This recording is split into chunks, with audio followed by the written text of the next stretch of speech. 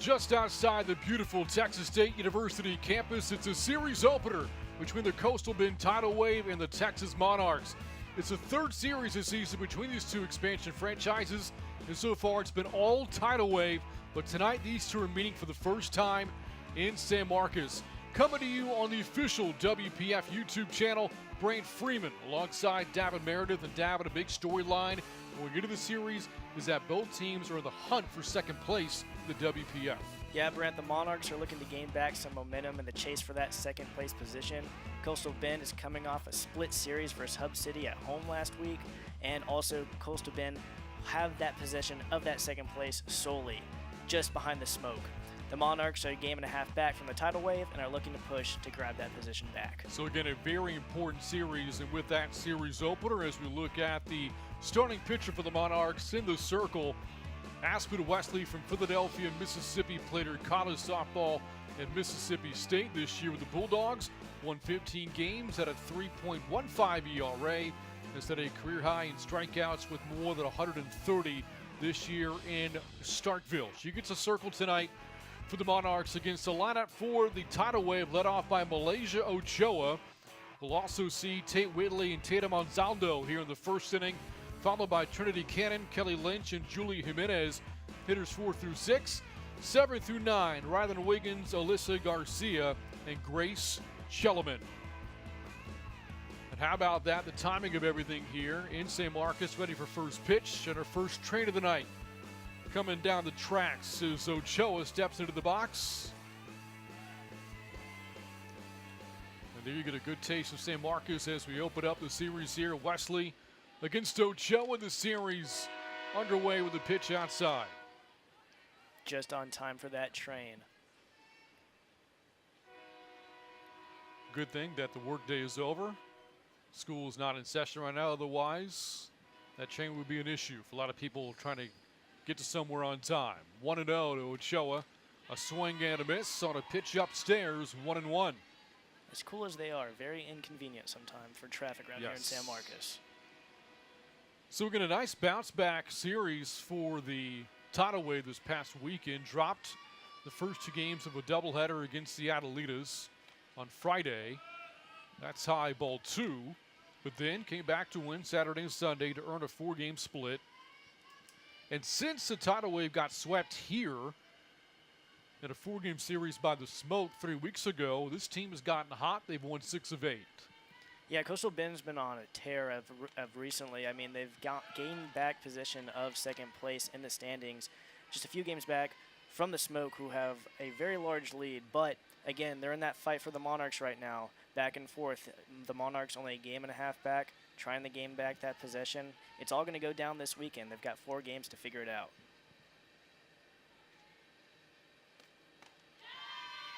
Swing and a miss will field a cat here to Ochoa.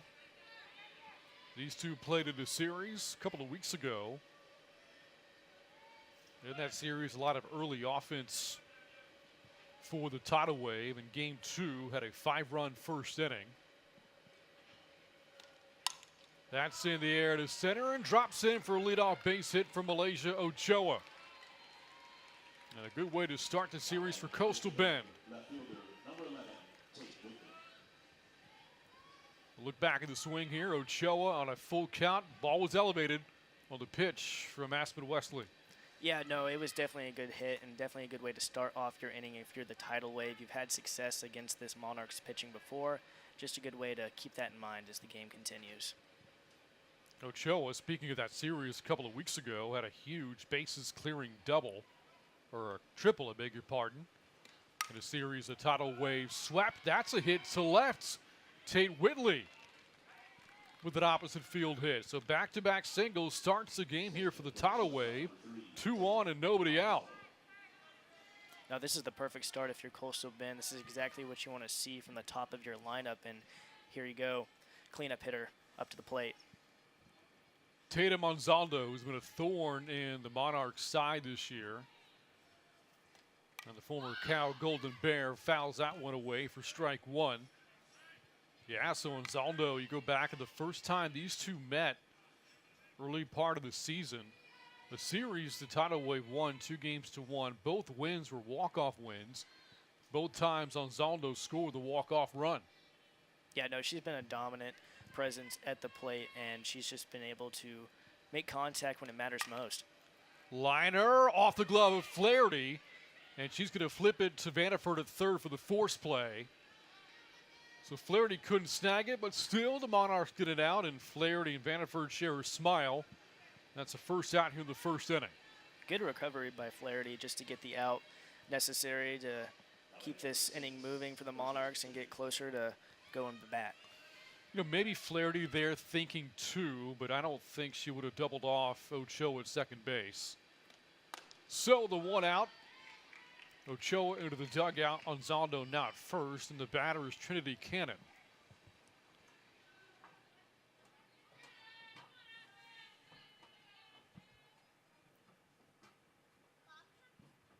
One ball, no strikes. That's high 2-0.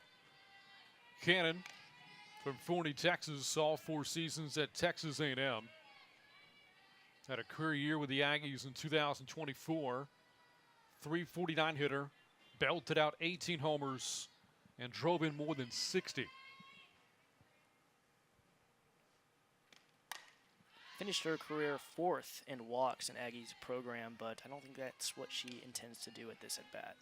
We'll see how the at-bat changes here. The first pitch fouled away. 2-1 to Cannon with Kelly Lynch awaiting on deck.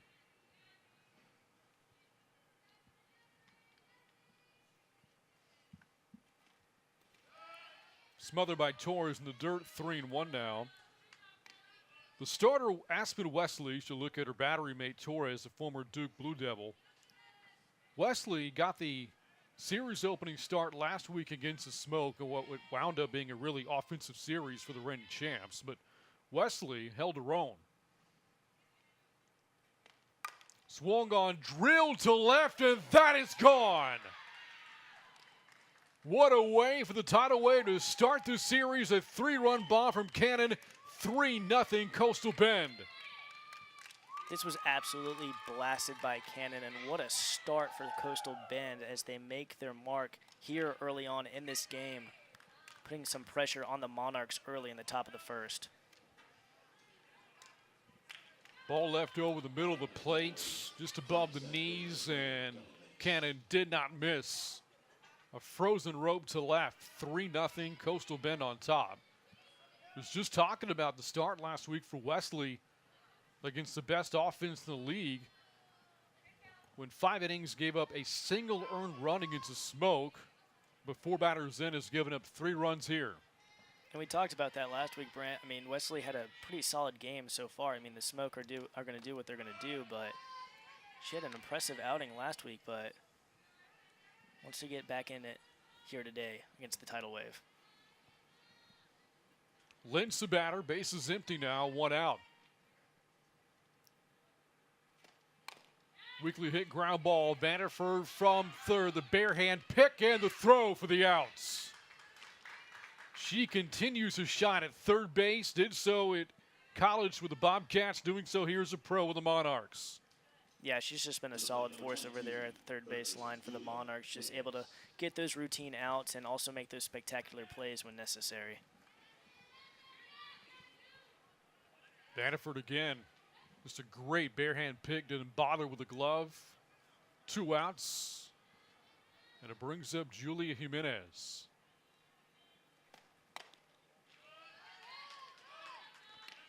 Couple of singles and a homer. The offense in the inning for the Tidal Wave as Jimenez bats. And if you're the Tidal Wave, this is exactly how you wanted to start the first inning. I mean, just getting that jump on the Monarchs is just so good mentally in general. Meanwhile, if you're Texas and the Monarchs here, it's just so tough. You know, last week they played from behind all 3 games and unable to come back against that ferocious offense in the Smoke, and you think it's really important for this team to get the early lead in this game of the series, but before they come to the plate for the first time, already down 3-0, that's in there for a strike to Jimenez. And like last week, we saw the Smoke do it time and time again with 2 outs, being able to put those runs on at any point. But again, when you're the Monarchs, you're just looking for your break and looking for your time and your shot. But sometimes you just can't feel but just down when it comes to stuff like this and moments like these. And this is hindsight, 3-1 to Jimenez. Great player at Utah before that, 2 years in Michigan. 3-time All-Conference in her collegiate career, once with the Wolverines and twice with the Utes. Big Ten and Pac-12. Foul back for strike 2.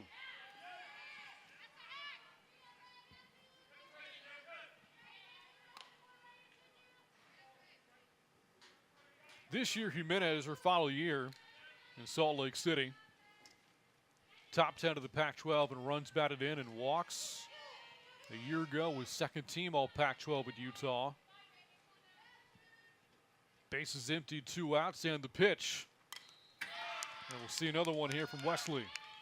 And she's having a good at-bat right now, being able to foul back those balls that she in particular probably doesn't want to see and wants to get a solid hit and continue this inning. But a long first inning here for Wesley. 6 batters in, 3 runs across. 3 hits given up. Trying to end it now and does with a strikeout. First strikeout for Wesley, but the damage done by the tidal wave in the first inning. Coastal Bend with 3 hits to include a line drive home run from Trinity Cannon. And the former Texas A&M Aggies put the tidal wave on the board first. 3-0 Coastal Bend. We go to the bottom of the first inning in San Marcos.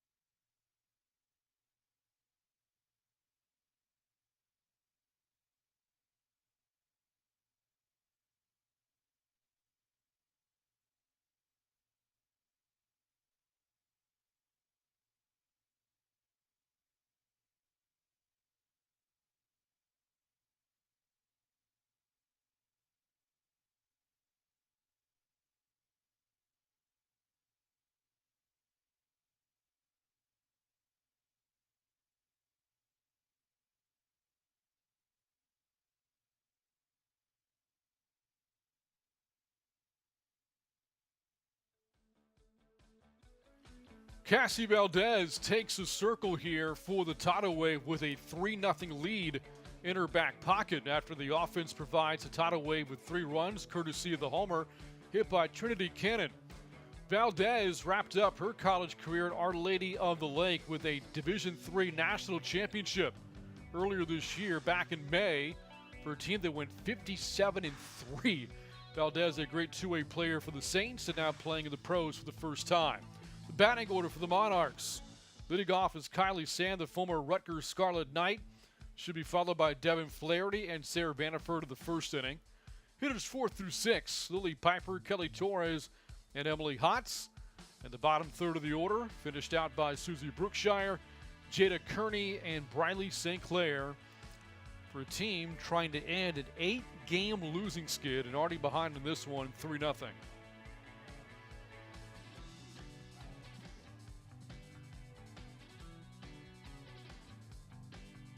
Again, 8 straight losses for this team. Got swept by the Smoke last week in what was an abbreviated 3-game series. Sunday's game got washed out. So the finale was Saturday. And well, what a tough way to end that series, Davin. Lost that game 20-1. Yeah, no, I mean, all weekend you think you might have a shot on this Smoke roster that's been just dominant all season long, but to go out like that, and especially in the game 3 and thinking you had the game 4, unfortunately due to the rain delay, it's just a tough way to go out and get back on the horse and figure everything out. But hey, you're back here this weekend at home. You have a shot. Try to get things going here for the Monarchs, who are fighting for that second place position. Texas got outscored in that series 35-4 last week, and the offense just unable to keep up with the high potent offense of the Smoke. Just 8 hits in 3 games for the Monarchs. Sand takes a get-me-over strike, 3-1. But this is a brand new series and a brand new game after losing last Saturday to the Smoke. Brand new weekend and brand new chances for opportunities for sure.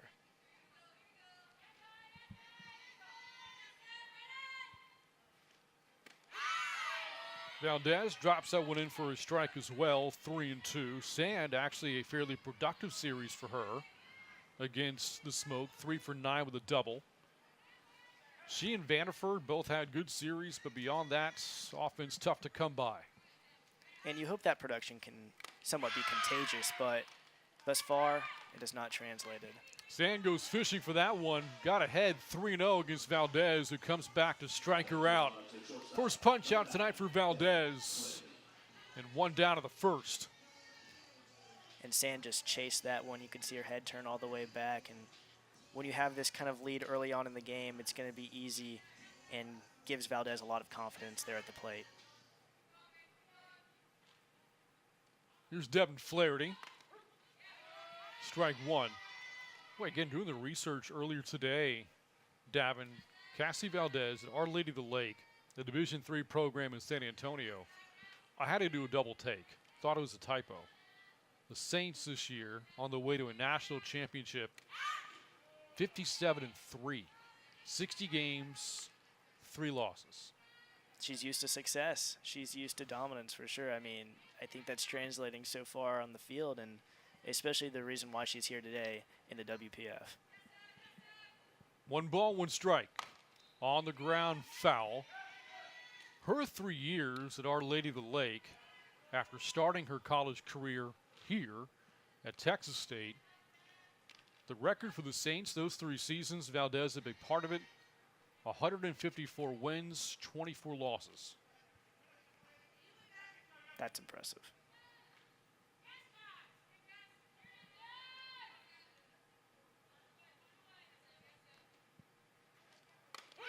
Struck her out looking. Back-to-back case for Valdez. Flaherty into the dugout. And what a start for Valdez here in the circle. 2 up, 2 down. A couple of Ks along the way. And she's definitely getting deep into her pitching selection. She's getting that confidence and that dominance. I mean, again, with this lead, it's going to be a dangerous day. And like we've heard the successes that she's had in college, it's obviously translating over to the pros. Bases empty, 2 outs. Sarah Vanderford is swinging a miss, strike 1. But you might be wondering, a player of Valdez's caliber, how did she end up at Division III? But look, you go where the opportunities are. And the opportunities were there for her, had a lot of success, and has parlayed that into a pro career as well as Vanderford belts out a base hit to center. First hit of the day for the Monarchs. They have their first base runner, courtesy of Vanderford, with 2 outs. Definitely what the Monarchs needed here for Vanderford also. I mean, just able to get on base. Also, this is the first time that Vanderford has seen this tidal wave team. That's a great point. You look at the season series, heavily slanted in the tidal wave's favor. They've won 6 of the 7 games, but Vanderford did not make the trip to Robstown in those series. And so you put her into the lineup, and she's arguably been one of the best hitters in the league this year. Maybe those series play out differently. She's definitely been a bright spot for this Monarchs team who's looked for success. But, again, Vanderford's been able to show out in her rookie season. The batter now, Lily Piper.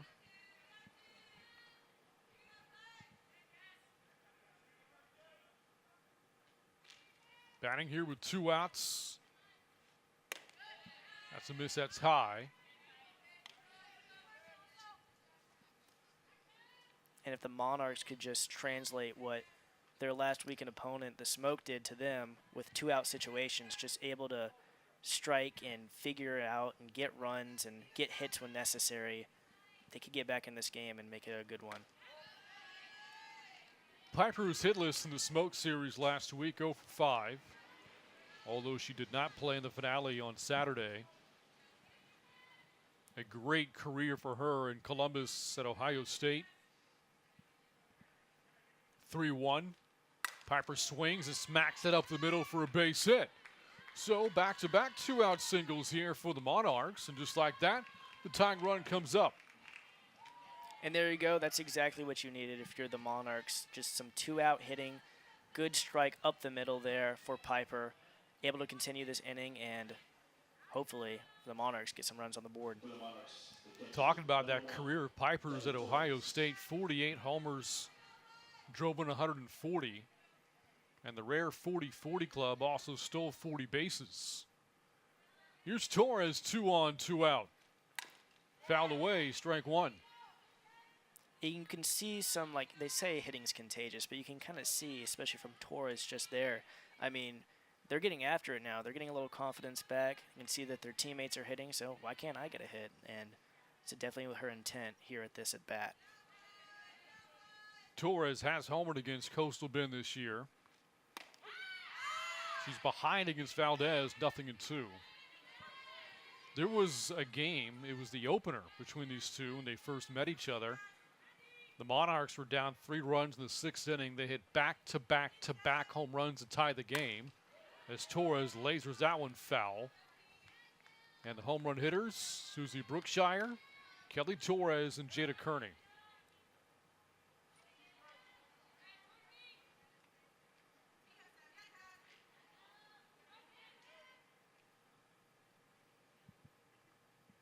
Oh, 2. That's outside, a ball and 2 strikes. Good take there by Torres. That one just clipped the plate barely, but ended up being a ball. Good eyesight by her. A happy belated birthday, by the way, to Kelly Torres. Celebrated her birthday earlier this week here in San Marcos. High fly left side, and that's out of play. That ball hung up for a long time. Happy belated birthday to Torres, and I'm sure she would like to get a victory and possibly even win the series this weekend. I would argue she would want that if it was her birthday or not. I think so, maybe. But yes, it would make the Double birthday positive. week even sweeter. Sure. There's no price tag on a win, right? No, well, Well, not money necessarily, but, you know, the practices, the training, sure, there's some price you pay. Torres, a hard shot, that goes foul. Count remains 2-2. Well, now we're getting philosophical here. we're going the a booth. little too deep. Nothing in life is free, Davin. One of the cornier things I've ever said on the air. And I've said many.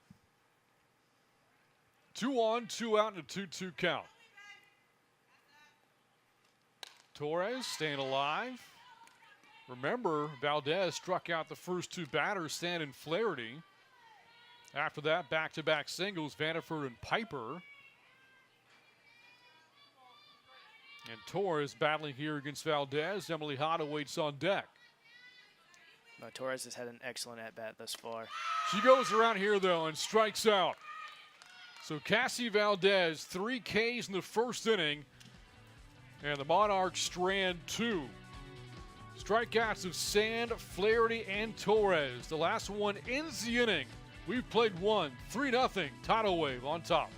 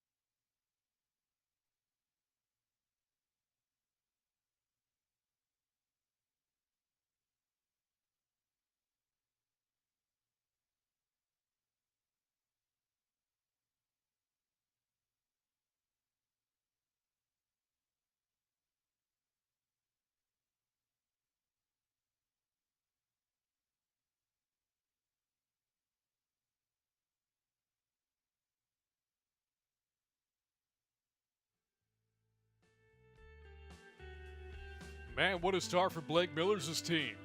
Get a 3-run homer in the top of the first inning, courtesy of Trinity Cannon. And then in the bottom of the first, it was Cassie Valdez. 3 strikeouts, the last coming with a couple of runners on base with 2 outs. And what a way to start the series for his team.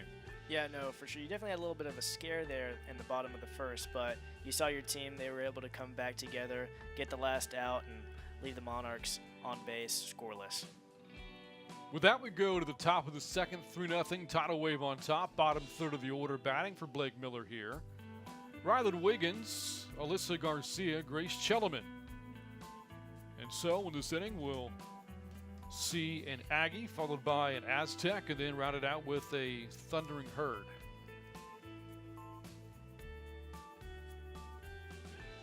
That would be Texas A&M, San Diego State, Marshall, for those counting at home. I was about to just ask. A lot of options for Aggie, not just Texas A&M. Not many Aztecs. I think San Diego State the only one, and Marshall is all alone in the Thundering Herd. But I can see the question mark at Texas A&M. Utah State's out there. There you go. 1 ball, 1 strike from Aspen Wesley. The batter here, Rylan Wiggins. Just wrapped up her career with the Aggies, playing in 228 games, starting every single one of them. We've talked before about that incredible super regional between the Aggies and the Longhorns this year, won by Texas in 3 dramatic games. Wiggins had a SportsCenter top 10 play during that super regional in Austin. Had a great diving catch at her infield position. Right now trying to do it with her bat. Count 2-2 facing Aspen Wesley.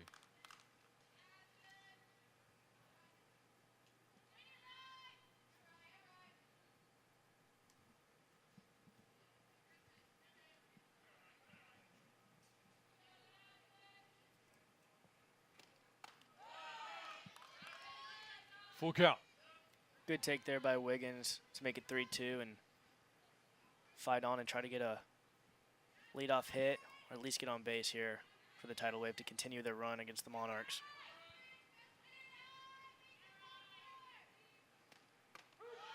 Instead, it's back-to-back Ks for Wesley. Wiggins goes down looking, shoots. Bob Hines look behind the plate, thought that was low. Let's see. Kind of a knee-high pitch right there. Good job by Torres to frame it at the plate as well. And Wiggins starts inning off with a strikeout. No, that was an excellent job by Torres there to frame that up and left Wiggins speechless and on her way to the dugout. Now Alyssa Garcia with nobody on and 1 out. Again, Wesley in the circle this year. Mississippi State career high in strikeouts in her 5th and final year in Starkville. Her 2nd team all SEC honors. And a really cool accolade for Wesley. One of the top offenses in the country this year, Georgia. The Bulldogs were shut out twice all season. Once in the regular season, once in the Super Regionals against UCLA. Swing and a miss, strike 1. The only pitcher in the regular season to shut out Georgia, doing so with a complete game, was Aspen Wesley.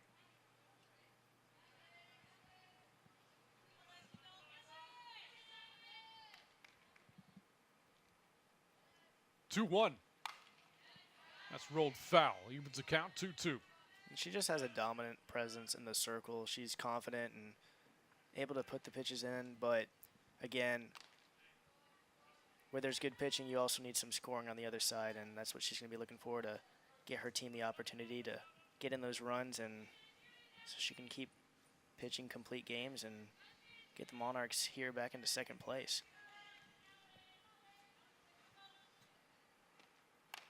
Popped up, left side, easy play for Vanderford. 4 out, number 2. And give credit right now to Wesley. Since giving up the homer to Cannon, she's retired 4 in a row, 2 of those with strikeouts. Kind of similar to her outing in the series opener against the Smoke. She kind of settled into the game and got back into her groove, got her confidence back, started trusting her defense. But again, you need runs where those outs are.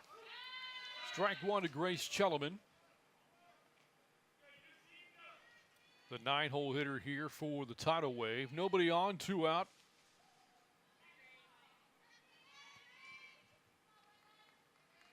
Chellerman from Woodhaven, Michigan. Season counting even 1 ball and 1 strike. Grew up a huge Michigan Wolverines fan and did spend her first college season playing in Ann Arbor for the Wolverines. After that, 4 years at Marshall, bridging Conference USA and the Sun Belt. Had to run the count to 2-1. Still have to imagine for Chellerman, as a Wolverine fan, pretty happy about the way the college football season turned out. I think she'd be pretty happy. I mean, what a run by Michigan in general. I mean, just to finally get over the hump and Undefeated run at the national championship. grab that natty.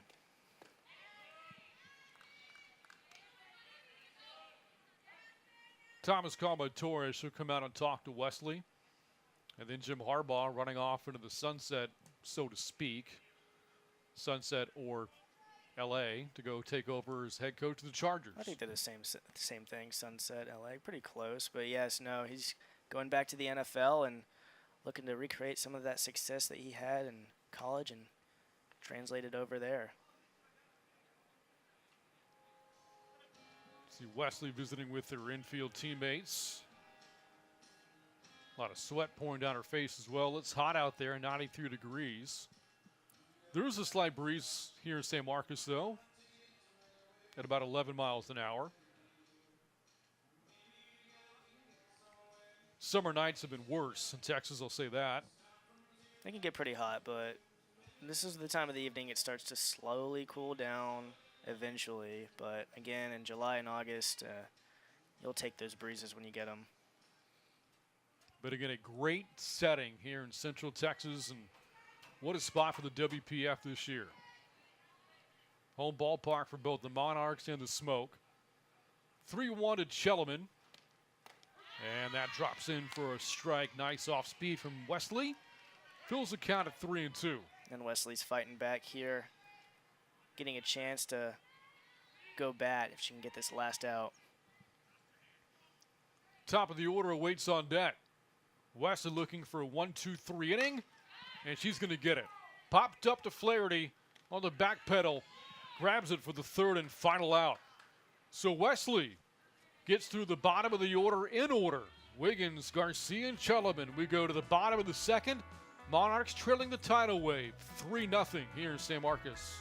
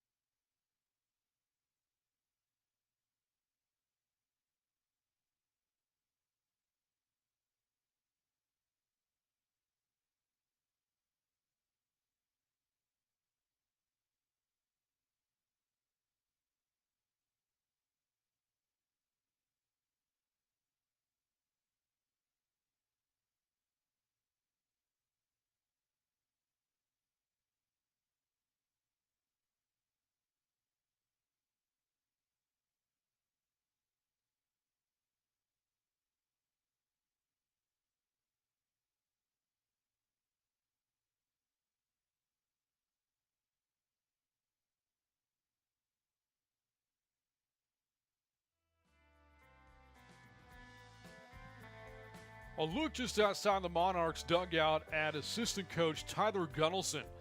The head coach of the Monarchs all year long, Candace Fitton-Bachbrader, we have not seen her at the field tonight, whether that be during the game or prior to it.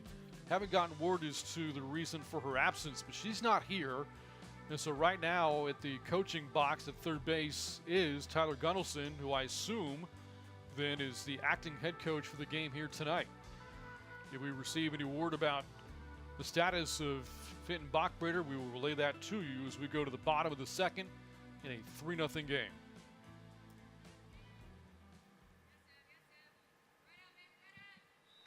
Emily Hott leads off. Count even 1 ball and 1 strike.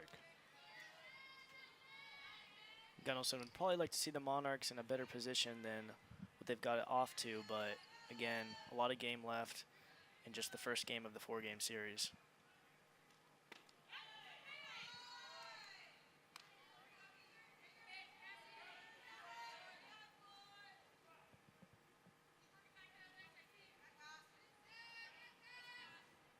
It's Hot, Brookshire, and Kearney batting for the Monarchs in the seconds. And that hits Hot to lead off the second inning. The first free ticket to first base given up by Valdez. And the leadoff runner is on here for the Monarchs. And that's what you need when you're the Monarchs, to be able to bounce back, get that walk, get that leadoff hitter on, as the bottom of this lineup needs to produce some runs or at least some opportunities so the Monarchs can get to the top and capitalize off of it. Runner on, nobody out for the batter, Susie Brookshire. Was 1 for 5 in the Smoke series last week, but the lone hit was a homer. Came off of relief pitcher Jessica Mullins last Thursday.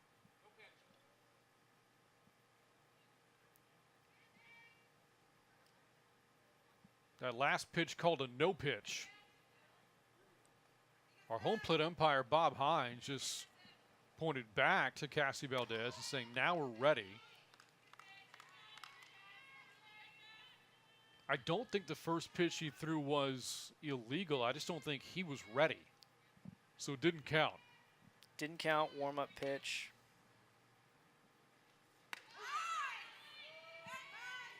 Count evens, 1 ball, 1 strike. Just another opportunity to find that zone.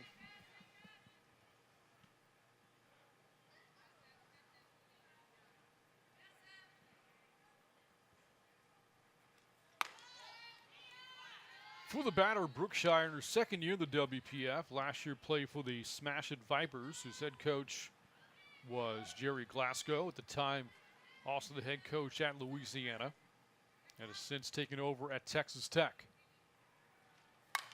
Here's a high fly to left center. Is it deep enough? It is! Brookshire with a 2-run shot. And the Monarchs are on the board. It's 3-2 here in the seconds. Brookshire was just able to get under this and capitalize off the runners being on. I mean, just again, this is exactly what the Monarchs needed to get back into this game. She's just able to barrel this one up and get the Monarchs 1 away from tying this one up. Boy, for a moment you thought it was going to be a pop-up that Ochoa could play, but that wind again carrying at about 11 miles an hour got a hold of that ball enough to clear the fence, and Brookshire's gone deep again. Has had multiple home runs this year for the Monarchs. Her seconds over the last 7 days. It's a 1-run game now. Nobody out as Kearney steps up and falls behind 0-1. And those are the chances you wanted to see the Monarchs capitalize off of. I mean, they've left a few runners on base and also in this game, but again, just to see that all come together, it's exactly what you want to see early on.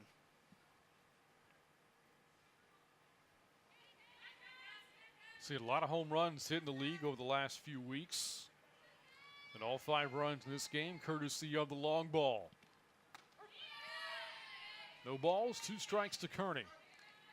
When it comes to scoring in the WPF, I mean, it's definitely exciting, especially with all the home runs hit.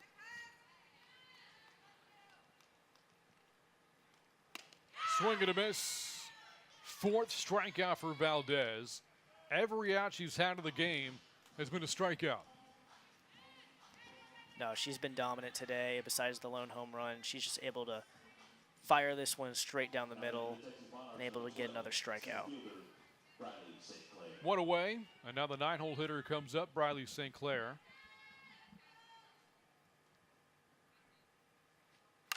And that's a liner snagged by Jimenez at third. What a play by Julie Jimenez. Just solid third base play all around the WPF. I mean, Jimenez just able to just snag this one straight out of the air. That thing was coming fast. Yeah, you said it. The third base play in the league this year has been outstanding. Bannerford for the Monarchs, Jimenez for the Tidal Wave, Charlotte Eccles for the Smoke, and Emily Bracamonte for Hub City. Have all been great. That was a great play by Jimenez. Back at the top of the order to Kylie Sand, who falls behind 0-1. The top of the lineup for the Monarchs definitely has to get something together because Valdez has had strikeout luck on Sand and Flaherty, who's on deck.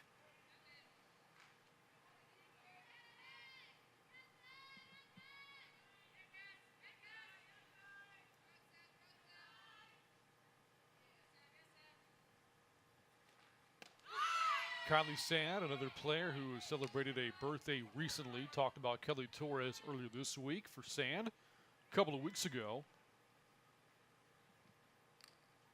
Birthday came while she was in San Marcos as well during the 4-game series against Hub City. That misses away, evens the count, 2-2 to Sand, who, as David said, a strikeout victim back in the first inning. 4 strikeouts already for Valdez, but did give up the homer to Brookshire in the inning. A 2-run shot has made this a 1-run game. Swing and a miss, and Sand down on strikes for a second time. That'll end the second, but again, the Monarchs on the board, courtesy of Susie Brookshire. A 2-run shot to the left center and a high fly that just cleared the fence. We go to the third inning. It's a 1-run game with a Tidal Wave on top.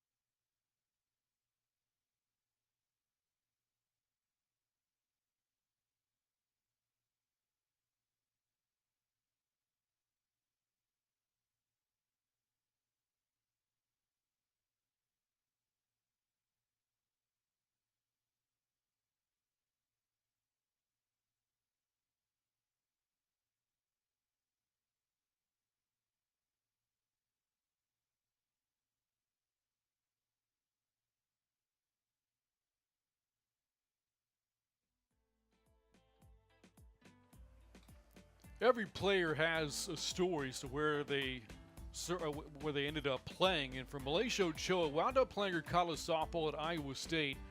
Kind of a far trip from home from Chino, California. In a preseason podcast, Ochoa kind of admitted that she just wanted to get out of California and see something new, and did so in the Midwest. But later admitted that maybe she didn't appreciate California enough. That's not a knock on Ames, Iowa, but certainly a different culture between the Midwest and the West Coast, and is happy to call California home despite playing her college softball at Iowa State in the Big 12, and holds both places in high regard, Ames and her hometown of Chino. Here she leads off the third inning with a Tidal Wave on top, 3-2, each team with some home runs. A 3-run shot for Trinity Cannon for the Tidal Wave, and a 2-run bomb from Brookshire for the Monarchs. And once she was able to go to Iowa, she also found success making the All-Big 12 second team her junior year, and then also her senior year batting .325. So the trip wasn't that bad. I think things worked out for her just fine at Iowa State. And now she has the pleasure of playing with one of her teammates on the team, Michaela Ramos. Ramos, also with the Tidal Wave, spent 5 seasons at Iowa State. Ochoa 4. And both players hailing from California. Ramos, in her case, from Riverside, California. That's grounded foul. It's 2-2. And Iowa State, really good Big 12 program. Again, you hear a lot about Oklahoma and Texas, at least you did for now, because those two teams in the SEC. But beyond those two, Oklahoma State and Baylor. But Iowa State, really competitive this year. Ochoa, big part of the success over the last 4 seasons. 2-2 counts, and Ochoa takes ball 3. One of 6 Cyclones ever to record more than 200 hits.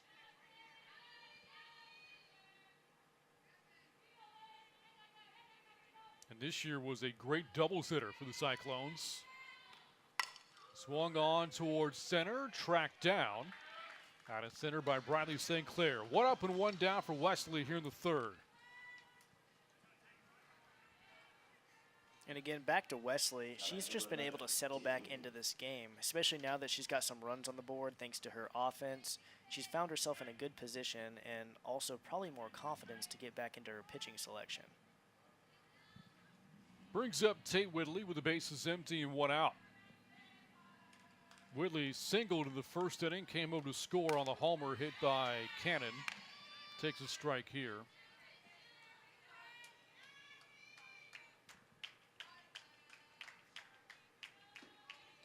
Just about every player in the league has an Instagram account, some with some massive followings. In the case of Whitley, I love her Instagram handle. She played her college softball at Ole Miss, so her handle is Hottie Toddy Tate. Hottie toddy gosh almighty, right? Yeah, that's right. There we go.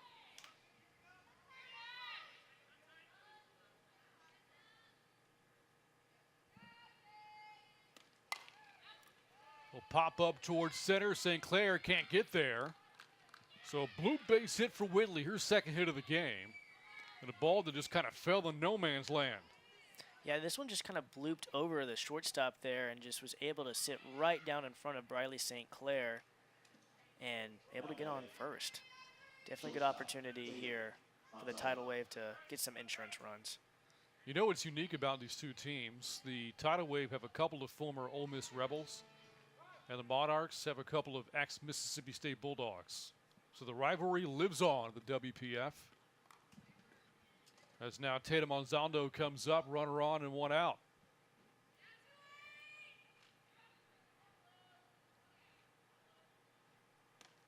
Swung on, left field. That's going to drop in for another hit. That ball a little bit more sharply off the bats of Monzondo than it was Whitley, but both count for a hit. 2 on and 1 out here for the Tidal Wave in the 3rd. And the Tidal Wave are here back at the top of the lineup trying to do some damage and definitely get some insurance runs, as looks like they're going to have a discussion with Wesley in the circle. Yep, here comes the pitching coach and, again, acting head coach Tyler Gunnelson. Good to visit with the infield here in Wesley. Don't see any activity in that Monarch bullpen right now. The Monarchs, by the way, did add a pitcher to the roster early in the week. Just signed on Monday, Kenna Wilkie. Pitcher from Braidwood, Illinois. Spent her final 2 college seasons pitching at the University of Houston, who last year played for the Texas Smoke, winning a championship in the first year of the WPF. So there has been some added pitching depth beyond Wesley and Alexa DeFeo and Sona Halajan and Jaden Vickers and Trinity Stotterbeck. So now a roster boasting 6 pitchers as opposed to 5.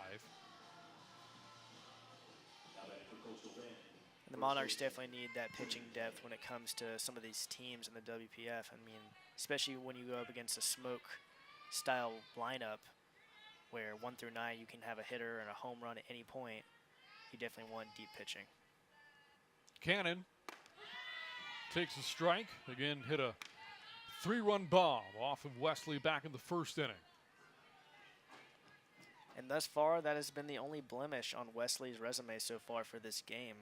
Again, she settled into it nicely. Granted, there's 2 runners on with 1 out, but she can usually find herself out of these situations fast, especially with some help from her defense. A lot of pop on that bat of Cannon's. We saw it on display earlier in the game. And that aforementioned super regional Texas and Texas A&M. Cannon 3 homers in that series, hit 2 in one game. No balls, 2 strikes. The 0-2. In the air, right field. The Park's going to hold this one by a wide margin. Brookshire throws back to the infield. Both runners hold up, and that's a big second out there for Wesley. Big out there, and also great job by Brookshire to get that ball back in the infield and prevent any tagging up and keeping those runners where they're at. So 2 on, 2 out for the former LSU Tiger, Kelly Lynch. Had a big series against the Monarchs, and these two first met at Robstown early on in the year. Had one of the wins in the circle and drove in 4 in that 3-game series.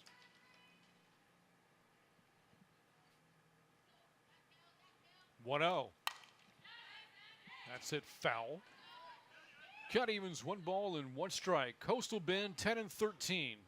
Right now alone in second place in the WPF standings, a 1.5 lead over the Monarchs, who come in with a record of 8-14.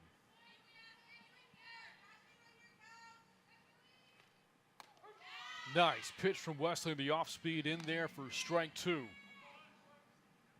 Great pitch by Wesley just to be able to get ahead in this count and have a little bit more momentum.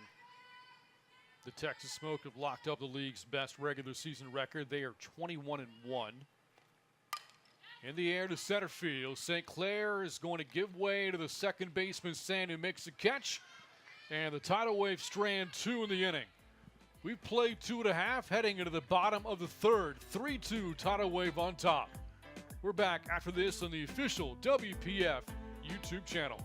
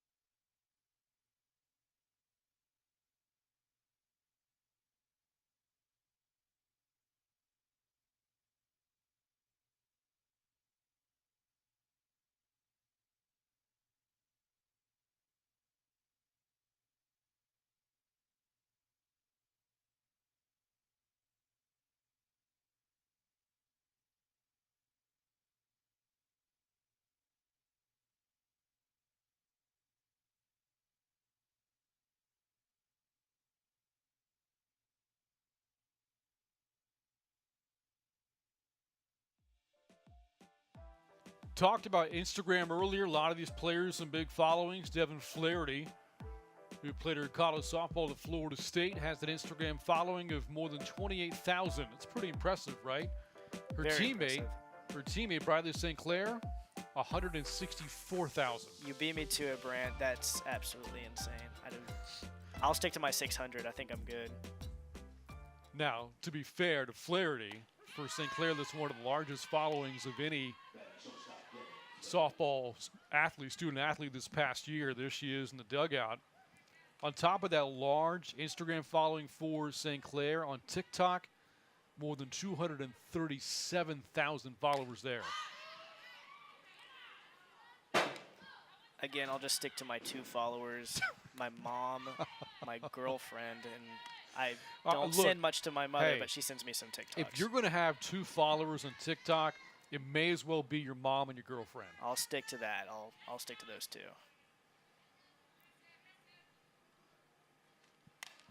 Fouled away. Counter means 0-2. I mean, if you had said instead, I got 2 followers, one of them is my roommate, the other one is some dude in Dublin, Ohio, that'd be really weird. You might have some questions. Yeah. Yeah.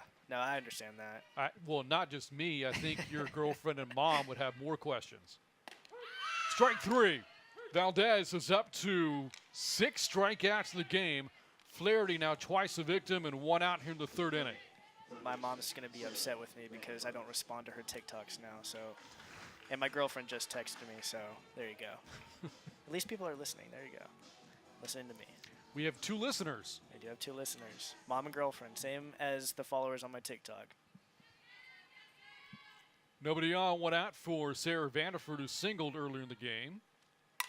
On the ground towards short. It is Anzaldo off 1 foot, throws on line and in time for the outs. So Tatum Anzaldo makes an infield play for the Tidal Wave, and now there's 2 down. It was a great play by Anzaldo there to just flip it over to first and get that out. I mean, she kind of judged it a little rough there at the beginning, but able to put the 1 foot on the dirt and just.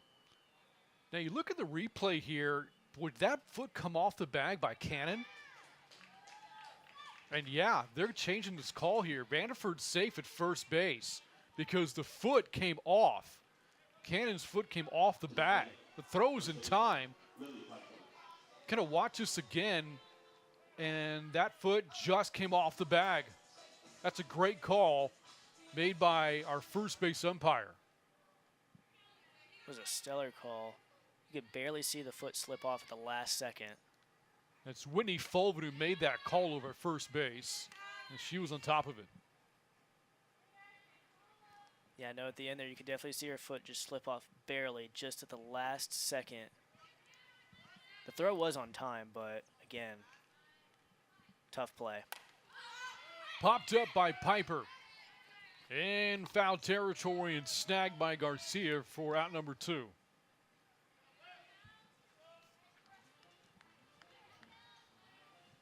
For the Monarchs, their catcher, Kelly Torres. So, Alyssa Garcia, nice play behind the plate. Gear back on. Tying one at first, 2 outs. It brings up Kelly Torres. That play for Vanderford has been scored as an infield single. And so she's 2 for 2. Now, interesting, we talked about the coaching situation, that Candace Finn Bachbrader's not here for the Monarchs. That's in there for a strike 0-2. So usually Tyler Gundelson is at first base, but he's at 3rd now. So instead at first base, as the acting first base coach, is Jaden Vickers. Fly ball, center field, deep and gone. Kelly Torres, a 2-run shot, and the Monarchs have their first lead of the night on top 4-3. Happy belated birthday, Kelly Torres. I mean, what a shot. And again, another birthday present right there for you. With that play at first looming large right now because Vanderford was allowed to reach with that toe coming off the bag by Cannon. It also extended the inning. And because of that, Torres, a home run, drives in 2. A 2-run bomb, a 4-3 lead for the Monarchs. And she got all of that pitch. No, that was a definitely impressive hitting piece there by Torres, just able to get under it and send it out. And definitely an opportunity and chances the Monarchs have been looking for over the past few games. 0-1 pitch, lifted into the air towards shallow left, taken care of by Tatum Anzaldo to end the inning. But again, the Monarchs have the lead. Kelly Torres' 2-run homer has flipped it from a 1-run deficit to a 1-1 advantage. 4-3 Monarchs on top at the end of 3.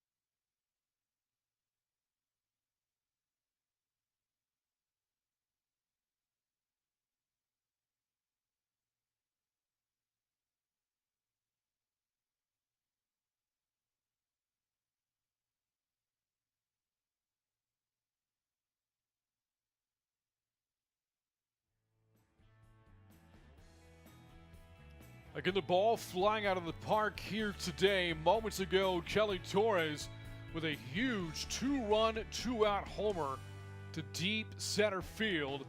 It has given the Monarchs their first lead of the game. Once down 3-0, now on top 4-3.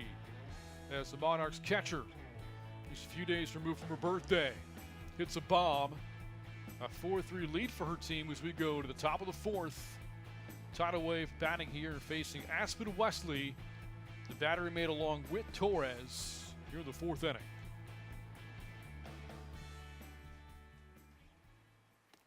Jimenez leads off the fourth here for the Tidal Wave. Fouls off the first pitch for strike one.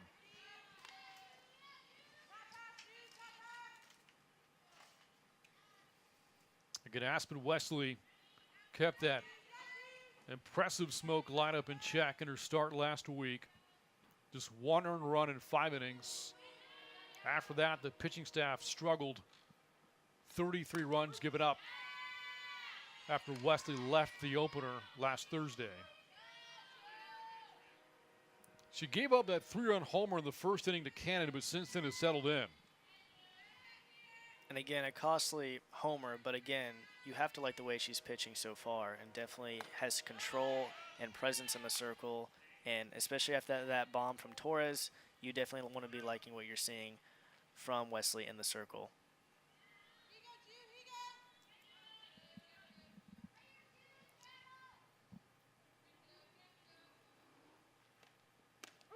Nice pitch from Wesley, dropped in for a strike. Jimenez down on strikes for a second time, and that is strikeout number 3 for Wesley tonight.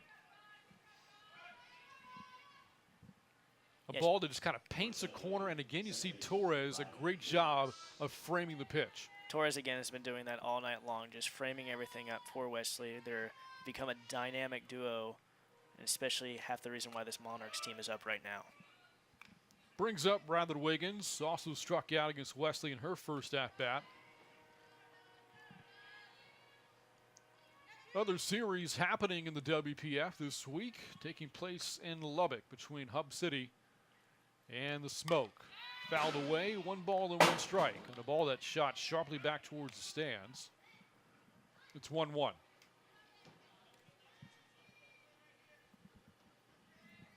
Smoke going into that series have won 18 straight games.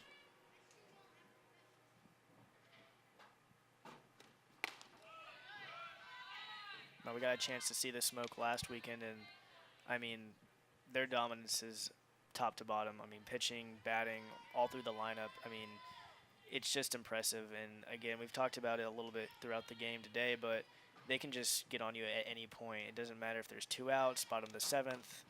They'll find a way to score on you and hold you when it comes to pitching.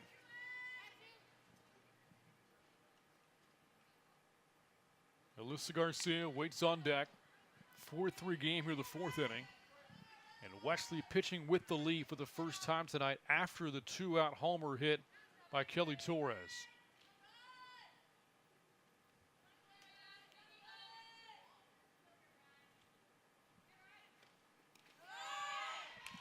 Great block there by Torres to save that one. And again, her presence behind the plate as well as at the plate have just been absolutely outstanding for tonight.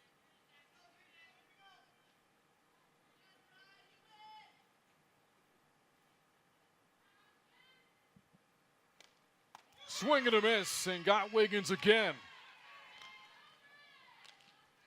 So Wesley has 4 strikeouts of 2 players. Twice has struck out Jimenez, twice has struck out Wiggins. 2 outs here in the 4th inning. And again, great framing by Torres there just to get that extra strikeout. And Wesley is heating up and definitely wants to continue this outing.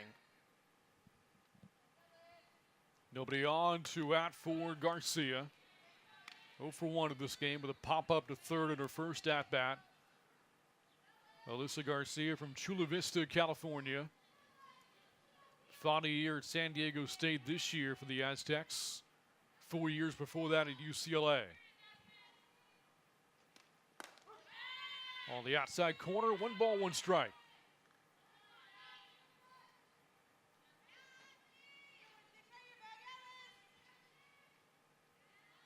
keep this inning alive here for the Tidal Wave, who find themselves back and behind in this one after taking the lead early on in the first.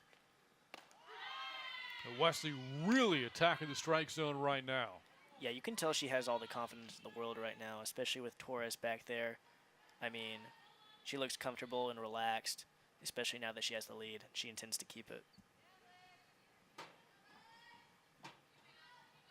1-2 on the way.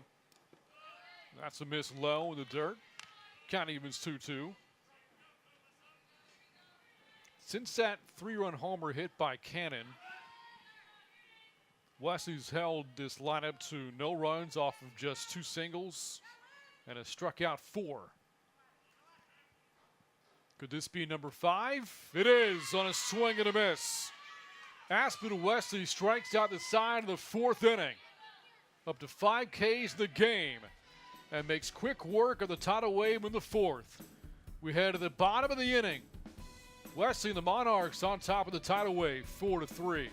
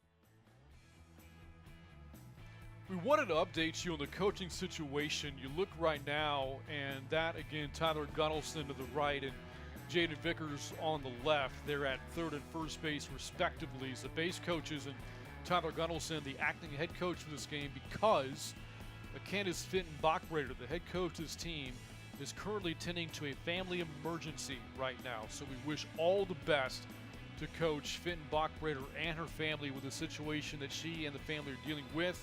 Her team plays on without her. I'm sure she's relieved to know, maybe has the distraction, that her team is up 4-3 as we go to the bottom of the 4th inning. Her team once down 3-zip. Has since battled back with a couple of 2-run homers. And some strong pitching from Aspen Wesley, who just struck out the side at the top of the 4th inning. And now the offense batting in the bottom. Leading off is Susie Brookshire, who has one of the homers in this game for the Monarchs, a 2-run shot back in the 2nd.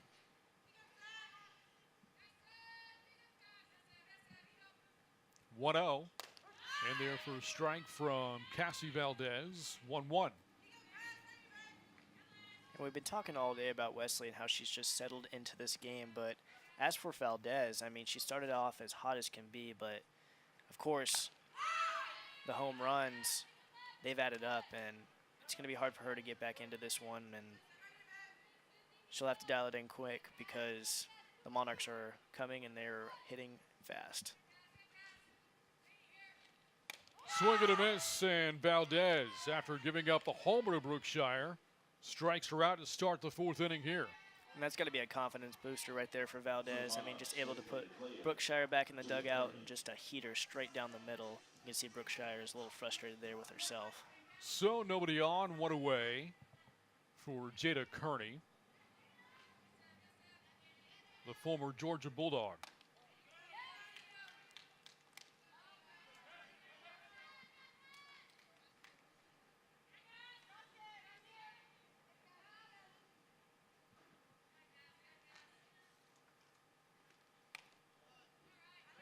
So right now, the smack dab of the Olympics, the Summer Olympic Games here in 2024 in Paris, France.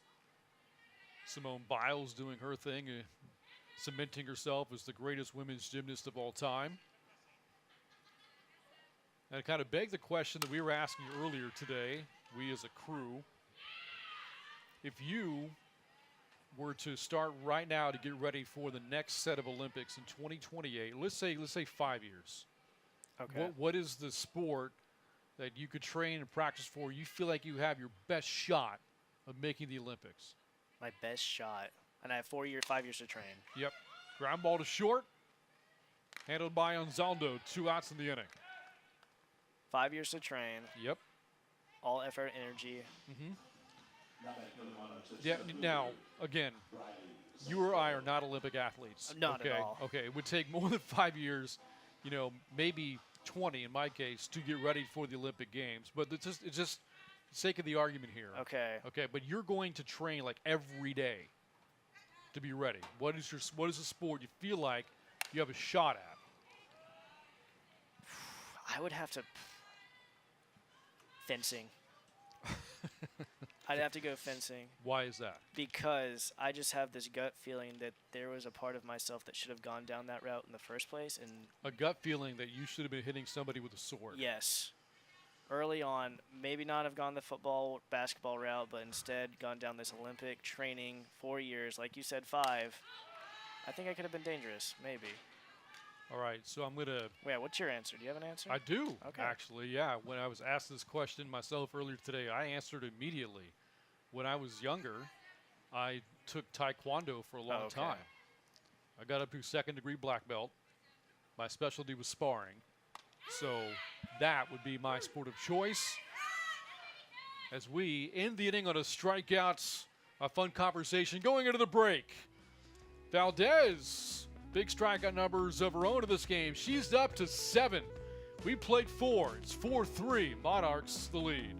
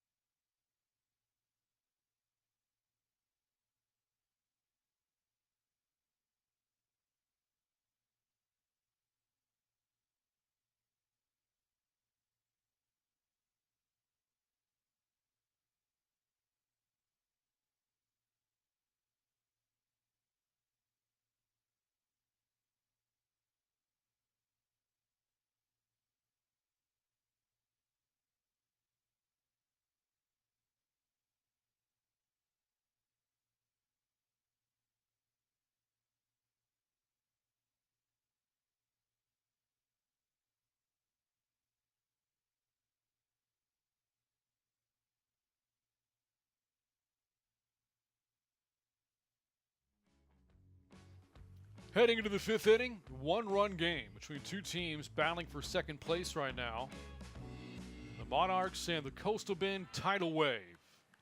1-run lead for the Monarchs on top, once down 3-0. Have since scored 4 and answered on a pair of 2-run homers.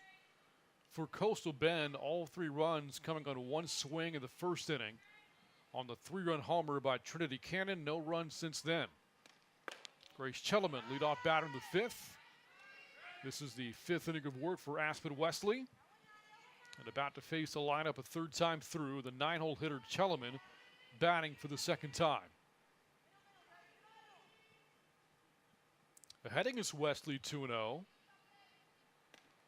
On the ground, that's going to sneak through for a base hit. And so, the tying run is on to start the top of the 5th inning here for Coastal Bend.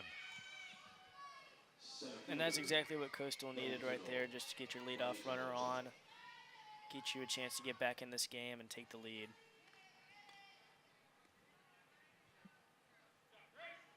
And so with that, here's Malaysia Ochoa.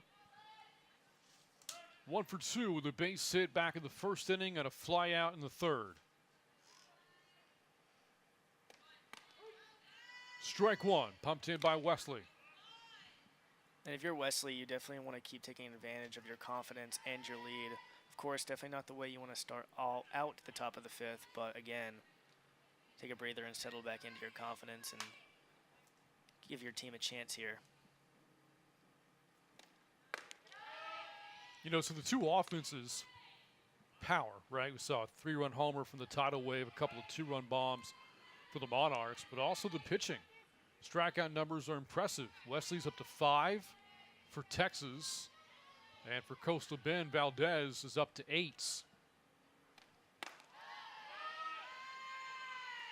A razor-thin miss there by Wesley.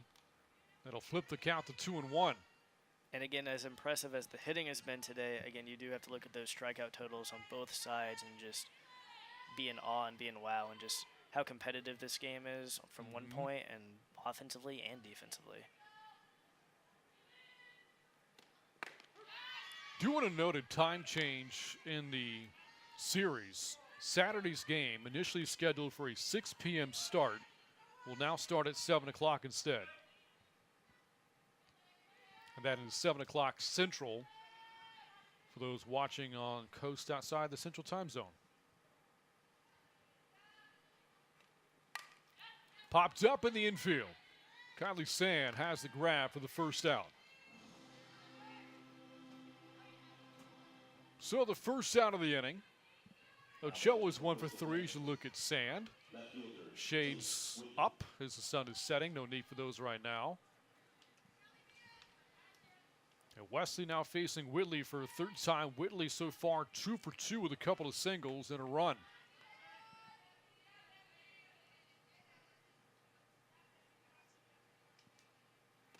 And the first pitch is a strike, 0-1 to Whitley from Angleton, Texas.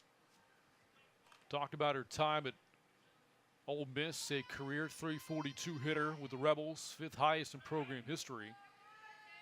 And is also a member of Great Britain's national team. Ground ball, Wesley makes a sure out at first base, didn't bother to go to second. And with that, that's the second out, but now the tying run in scoring position there. As quickly as that ball came to Wesley, a little surprised, Davin, she didn't even give second base a look. No, she went straight over to first there. She just wanted to get the initial out, and again, that does put a runner in scoring position, but again, I think the Monarchs are trusting in their defense, and I think they believe they're gonna get out of this inning.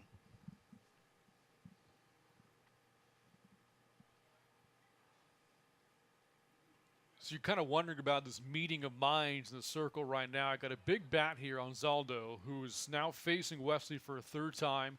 She's had some huge at-bats, some big moments against the Monarchs this year.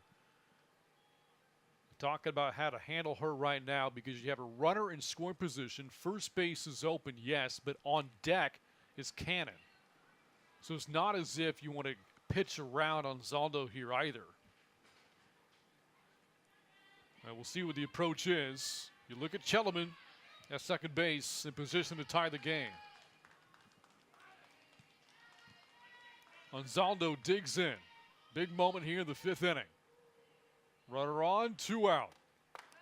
Ball 1 from Wesley. You can see Wesley just trying to get through her motions right now and take breaths because she knows this is a high-level part of the game and also a situation in the top of the 5th here with a runner in scoring position and facing some hitters she hasn't had success with so far.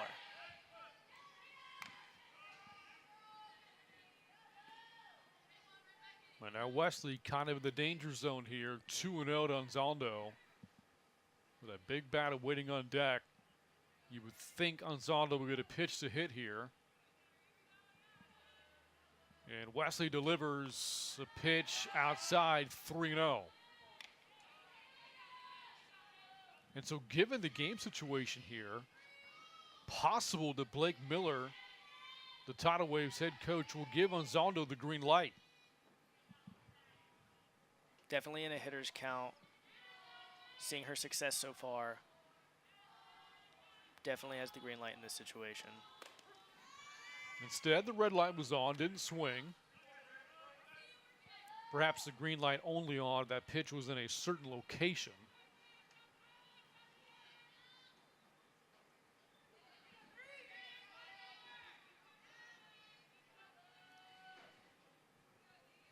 Three-one on the way.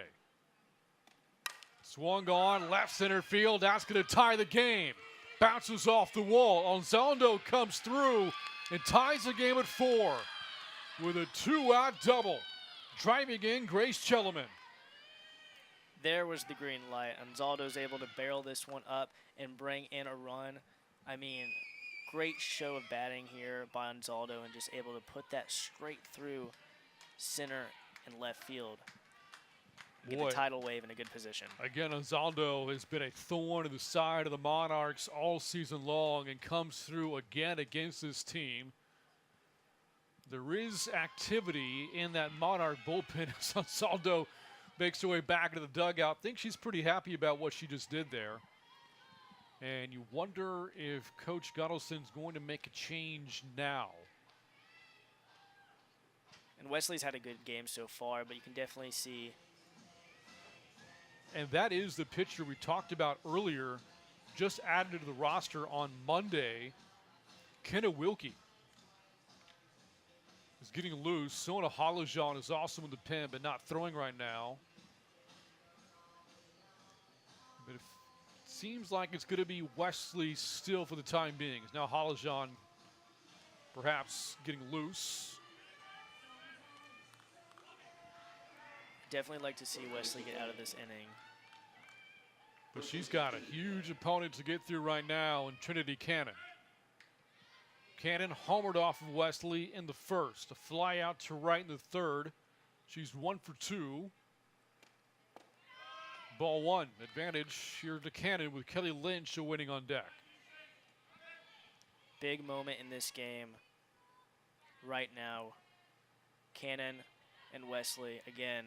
Cannon having success on Wesley earlier in the game. Going to be interesting to see how it plays out. 1 ball, 1 strike. Big 2-out base hit moments ago. That was the first 2-out hit of the night for the tidal wave, and what a time. Go ahead run at second, and the 1-1. Floats in there for a strike. It's 1-2. It was a great pitch by Wesley there just to get ahead in this count and gain back some of that confidence we saw her have earlier in this game.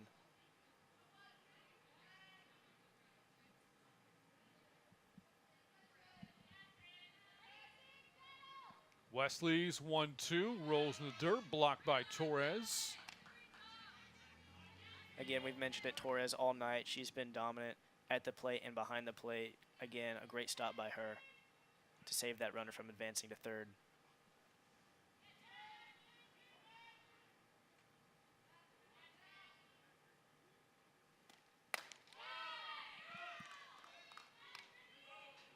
Full count here to Cannon. Her homer back in the first came with a full count pitch then as well.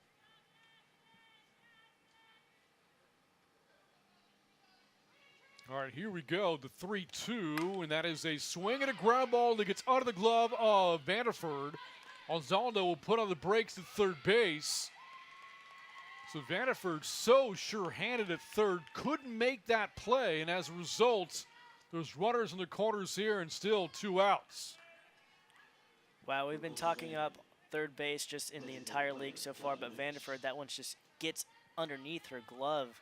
I mean, she's been so sure-handed so far, but again, one of the first times I remember in a long time, that one slipping by her. But the run did not score. That's important. 2-1 down for Lynch. Swing and a miss ahead of the off-speed. Big advantage there for Wesley to get out in front early.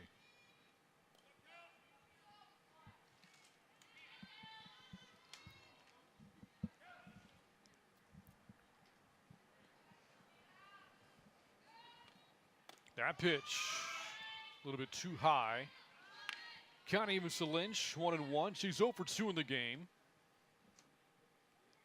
The 1 year for her at LSU this year. Before that, 4 years at Washington. Great two-way player for the Huskies and the Tigers. 1-1 pitch. Had some more juice on that one, but it misses inside, 2-1. Second team all SEC in Baton Rouge this year.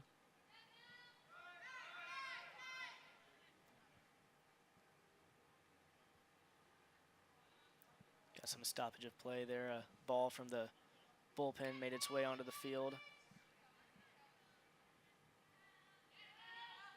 A tie game here. A lot of close games between these two this season. That fly ball is out of play. So again, the series has been lopsided in the Tidal Wave's favor, but a lot of these games have come down to the final couple of innings. A couple of walk-off wins for the Tidal Wave to start the series this year. 7 games played, they've won 6. Got a tie game here in the 5th. 2-2 is blocked by Torres again. And the count fills. Julie Jimenez awaits on deck. Boy, since Wesley got that second out, she's just had to work a ton there in the circle.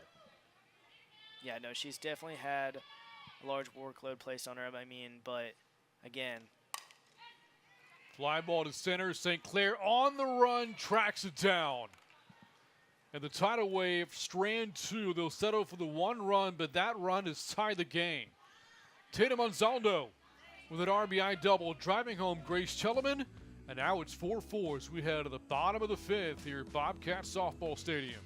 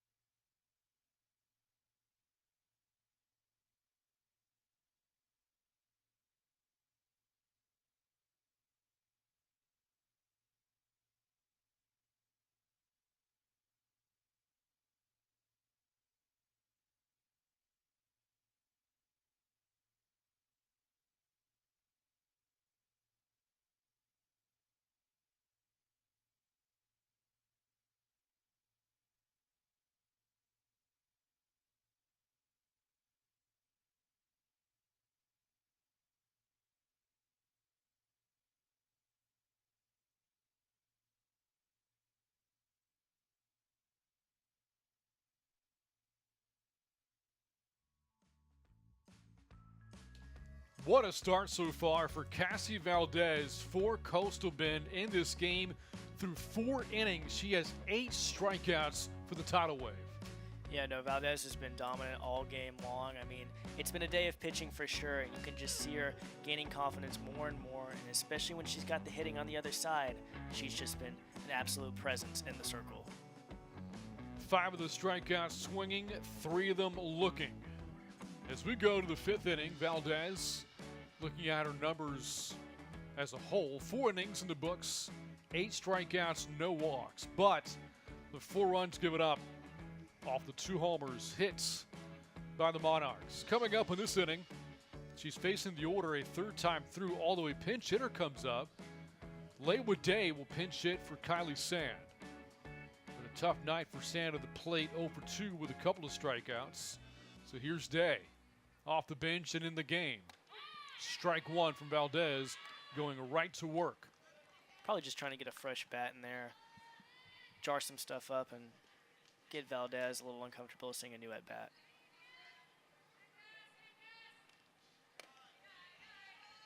In that first series between these two, about a month ago now, it was in Robstown. While that series was going on, we had one here between Hub City and the Texas Smoke. Swing and a miss, strike 2. In that Smoke Adelita's game, today Jefferson hit an inside the park home run. On the same day, Laywood Day, an inside the park homer against the Tidal Wave in Robstown. Swing and a miss, and strikes out swinging. Valdez just had absolute heat on that one. Day just completely swings and just whiffs on that one. Head up. Valdez just showing heat there late in the game. Shortstop for the Monarchs, number 9, Devin Flaherty. You know, I said earlier that it was a Division III national title for Valdez at Our Lady of the Lake. It's NAIA. Correction there, as now we look at Devin Flaherty. 1 ball and no strikes.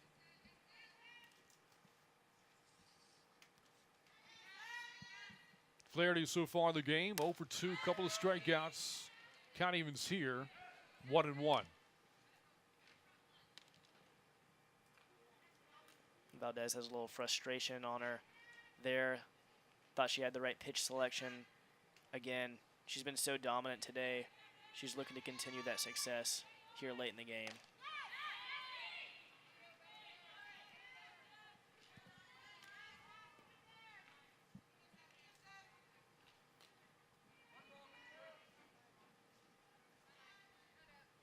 Again, Valdez, a great two-way player at Our Lady of the Lake. You see what she's done in the circle tonight. As the 1-2 is a miss outside.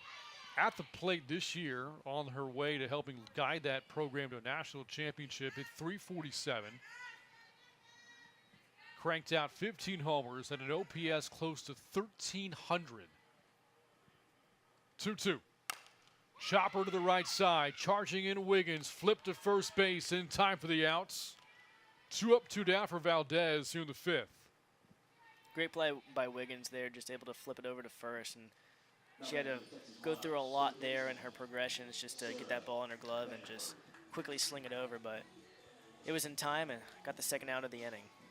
For Valdez, her time at Texas State was brief. Played of the 2019 years, you look back at Vanderford stepping to the plate. Vanderford, again, briefly a teammate of Valdez in 2020 with the Bobcats. The COVID shortened year, and then Valdez transferring to OLLU. So 2 years of Bobcat, 3 years of Saints, and a national championship this year.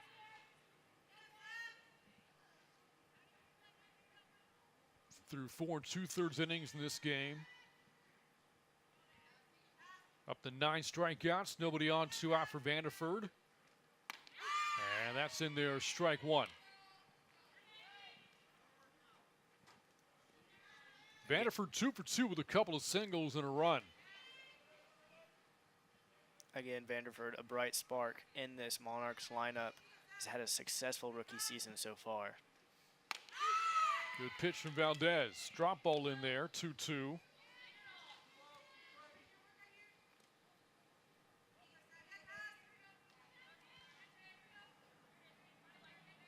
Vanderford, good numbers against the Smoke last week. 3 hits, including a home run. And does she offer? On the appeal, she does. No appeal needed. Our plate umpire, Bob Hines, calling it himself. Strikeout number 10 for Cassie Valdez, and she is dealing tonight. We got 5 innings in the books. We head to the 6th. Still tied 4-4 here in San Marcos.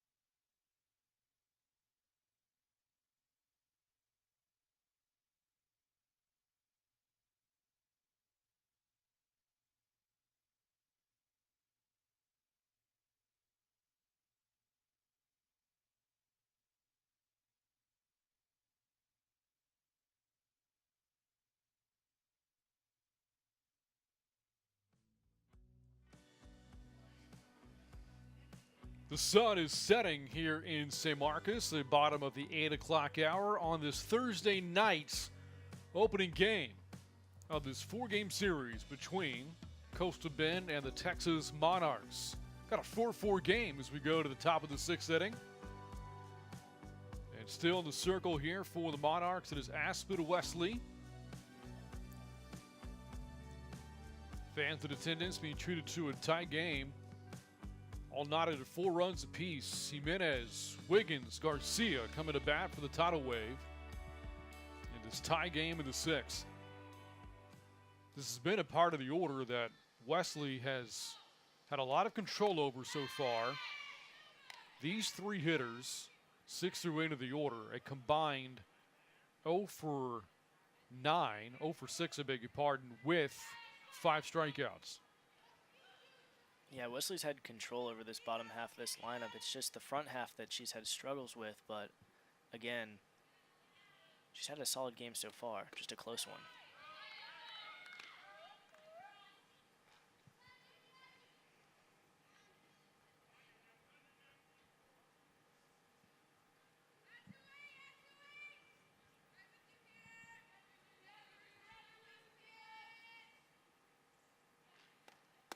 Aspin Wesley, one of 3 Mississippi State players to sign a pro contract at the end of the college year,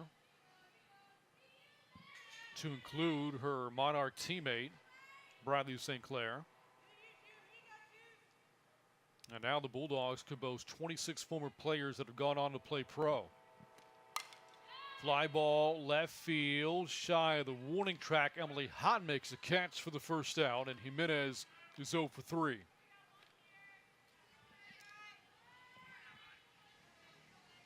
Bulldogs and a lot of SEC talent in this league. Again, we spoke on Valdez and how she got brought in, coming in from the NAIA. Just a lot of different areas from the country, a lot of different conferences, players, teams. It's really cool to see out here on the field. Sharp foul ball hit by Ryler Wiggins, 0 for 2 so far tonight with a couple of strikeouts.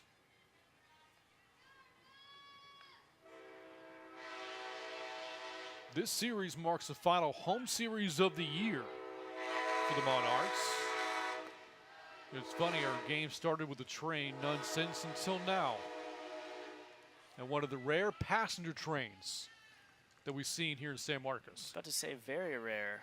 Usually it's cargo and although I didn't see a lot of passengers on it. not many passengers, no. You ever taken a train anywhere? I have. Have a you? long time ago. Okay.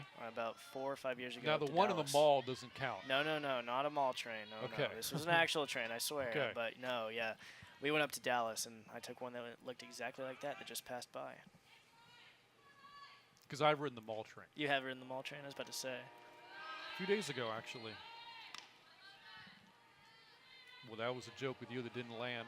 I'm sorry. I was looking at the game, Brant, so I'm so sorry. Why would you do that? Oh, student radio, you know, I'm just fighting out here. But no, I've taken the Six Flags train. I don't know if you've ever been on that one. No? Okay. Back to Too the game. scary of a ride for me. 2 balls, 2 strikes, the count here to Rylan Wiggins. Alyssa Garcia waits on deck. Bases empty, 1 out in the 6th inning in a 4-4 game. Brant Freeman alongside Davin Meredith, glad to have you with us for the series opener. Game 2 tomorrow, 7 o'clock. Game 3 Saturday, also at 7. And the finale Sunday set for a 1 o'clock start time here at Bobcat Softball Stadium. 2-2. Just got a piece. Now Wesley's deep into her pitch count now. She's probably getting tired here. Torres trying to lighten the mood. You can see some smiles right there. And again, just trying to relax and play this one out. Mentioned that this is the final home series of the year for the Monarchs. They close out the regular season next week at Hub City.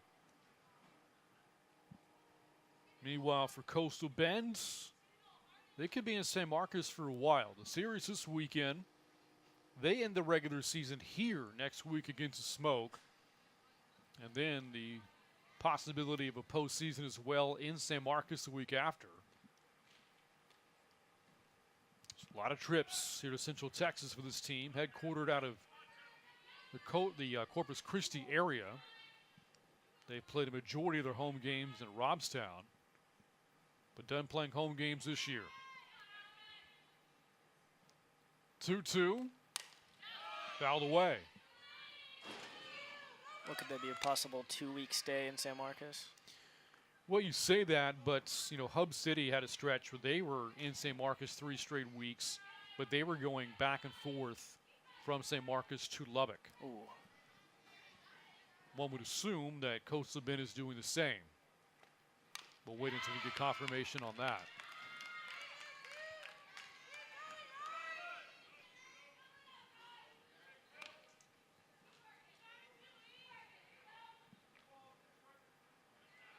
Speaking of Hub City, the Adelitas 6-17.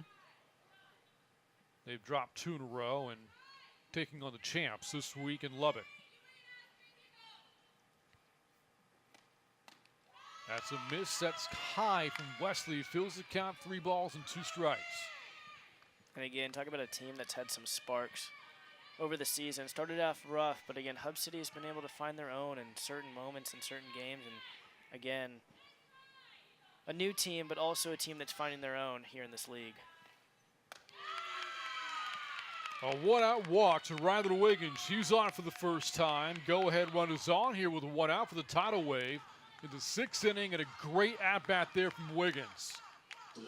Now, Wiggins was incredible at that bat. I mean, she was just able to stick in there, foul some pitches off that she didn't like, and able to collect the walk. And again, got a runner on first, trying to add some runs to get this lead back for Coastal Bend. Here comes Alyssa Garcia. Runner on, 1 out. She's 0 for 2 with a strikeout. First offering from Wesley. High. Wiggins takes off. The throw sails to the center. Gets away from Sand. Her throw to third is high and not in time. And Wiggins gets 2 extra bases. And now the go-ahead run at third base here for Coastal Bend. And Torres, just an excellent day behind the plate. Just her first blemish on her resume as a catcher so far. Just that throw high and just completely just misses the shortstop there. And Wiggins able to collect off a big mistake there for the Monarchs. I will say, though, Sand was in position in the event the throw was offline. If she feels that cleanly, then Wiggins doesn't move from second base.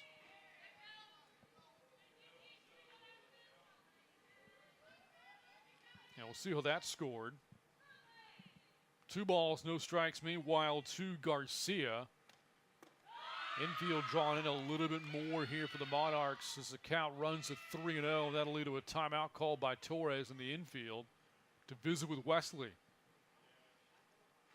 Probably just a discussion with the whole infield after that slip up there that led Wiggins to get in scoring position at third, and just calm everyone down. And see Flaherty there talking to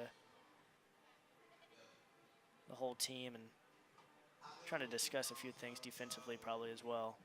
As they talk things over right now, we can kind of mention the standings and the rest of the league. What's really interesting is that, again, the Smoke have been absolutely unreal this year. Record of 21-1. So if you take the Smoke out of it and look at the record of the 3 teams against one another without the record against the Smoke, and it's a lot different. So the Tidal Wave this year are 10-5 against non-Smoke teams, or 0-8 against the Smoke, giving them a record of 10-13. For the Monarchs, they're 7-8 against the other 2 teams, and Hub City 6-10. So their records are a little bit more aesthetically pleasing when you take the Smoke out of it. And you can tell that these 3 are really competitive against one another. It's just been a matter of everybody is chasing the behemoth that has become the Texas Smoke. Now, these games have been extremely competitive on all sides when it comes to Hub City, the Monarchs, Coastal Bend. But again, the boogeyman of the league have been the Texas Smoke, and they've just been able to come in and just completely dominate these teams who, against each other, play very competitively. Back-to-back walks brings up Grace Chelleman. And maybe a pinch runner coming in for Garcia, and there is. So Garcia back into the dugout, and the pinch runner coming here for the tidal wave is Rock Benavidez.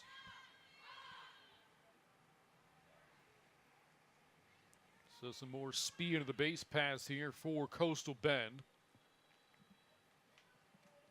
Runners first and third. Benavidez there at first base next to assistant coach Joe Marabito. And there's Wiggins with head coach Blake Miller.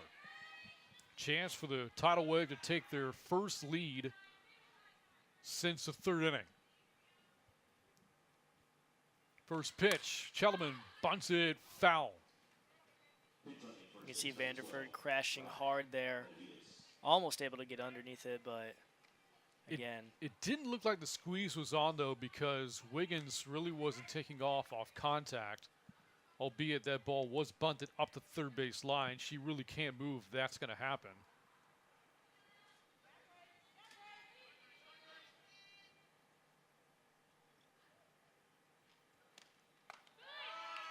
One ball, one strike.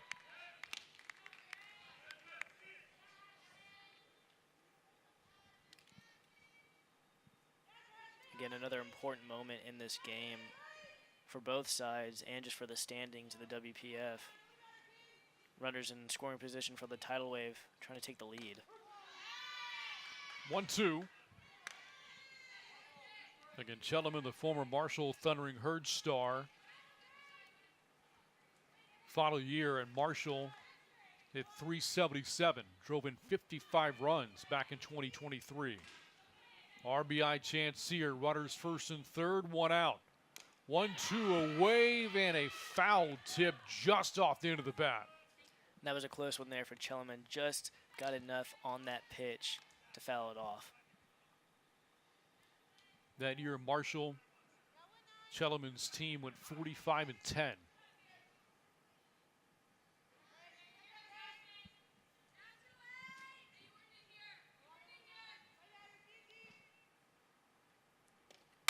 Swung on, drilled into the glove of Sand, back to first for a double play. What a way to get out of the jam for the Monarchs, and they are fired up. Kylie Sand, the snag, right back to Lily Piper, and the Monarchs turn two to get out of the situation. And we go to the bottom of the sixth, still tied 4-4.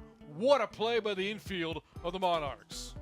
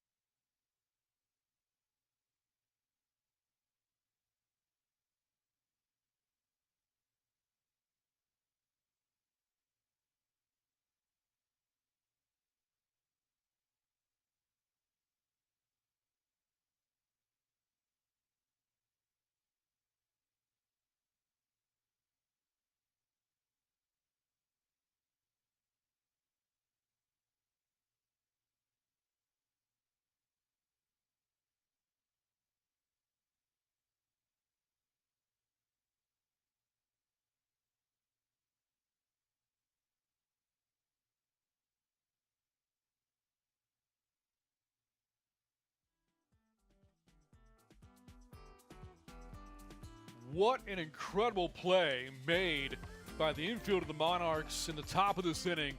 Runners first and third, one outs in a tie game, and the Monarchs turn a double play. Lily Piper leads off this inning. She was a part of that. The great play was made by Kylie Sand at second base. Catching that line drive, smoked into her glove. Piper right in position to double off the runner, Benavidez, at first base. This game remains tied 4-4. Again, it was just a big moment in the game. I mean, Sand just able to snow cone it and get the Monarchs out of a very tough inning with a runner in scoring position. I mean, again, this thing's still tied, and you can thank Sand for that one. And now Piper trying to do it with her bat. She's 1 for 2 tonight with a single in the first and a pop-up in the third. Leading off in the sixth. 1 ball and 2 strikes.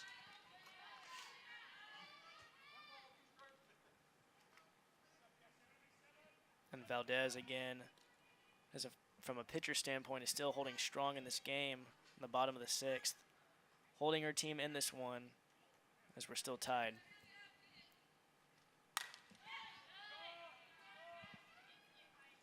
Leadoff batter for the Monarchs has reached once in the game. That was Emily Hott in the second, and she did come home to score.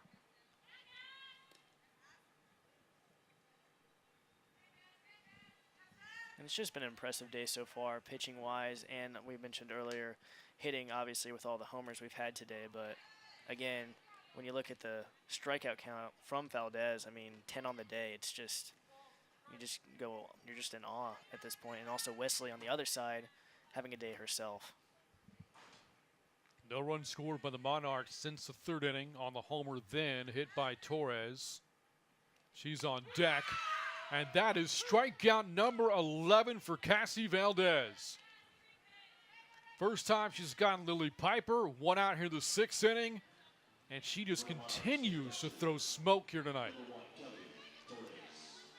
No, again, she's been dominant all night long, and again, every now and then we've thought, well, she's getting tired a little bit, maybe they're about to take her out, and then she just keeps coming on a heater with the total amount of strikeouts she's had today.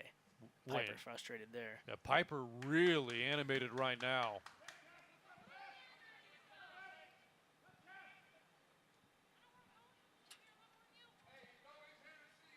I think she's been ejected.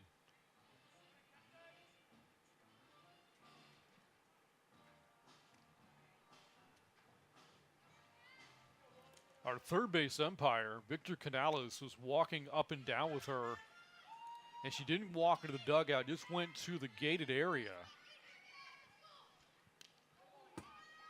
As Torres is hit by a pitch here with 1 out, so a base runner is on for the Monarchs.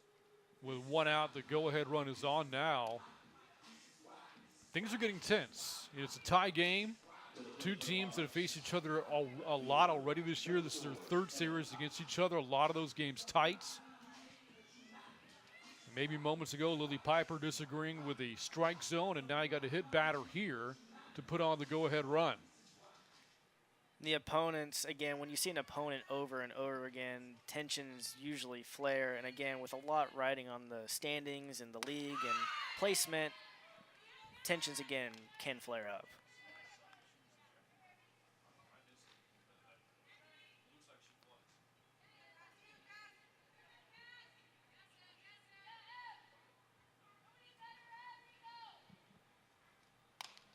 Out of the way by Emily Hott. Hott's 0 for 2. But has or 0 for 1, I beg your pardon, but has scored in this game. The former Baylor Bear batting right now, behind 0-2. Big final year with the Bears, 326 hitter. A career high 11 home runs, drove in 31 for the Bears. 0-2 is a strike call, strike 3.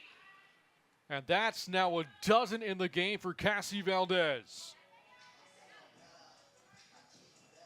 Yeah, a really important strikeout there for Valdez. And again, she's just able to punch this one.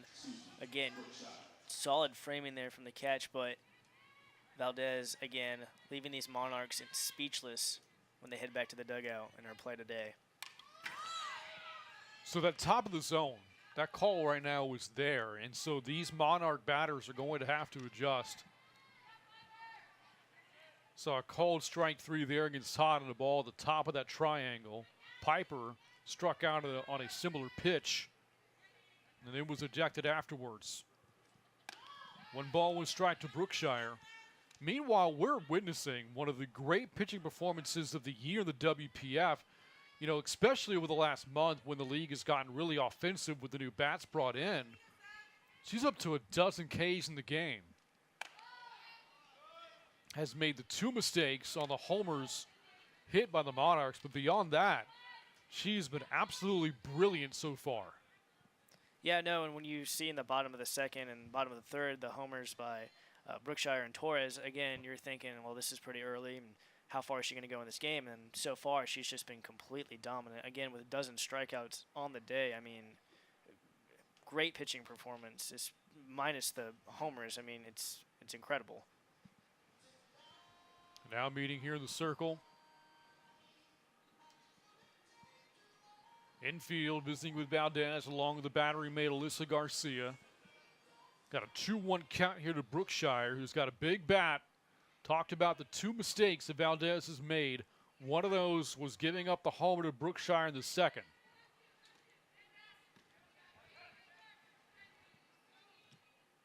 And now it's followed behind 2-1.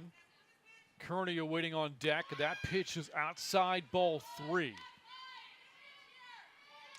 Don't want to walk the go-ahead run to second base, but you don't want to give up an easy pitch here of the heart of the plate to Brookshire either. What does Valdez do?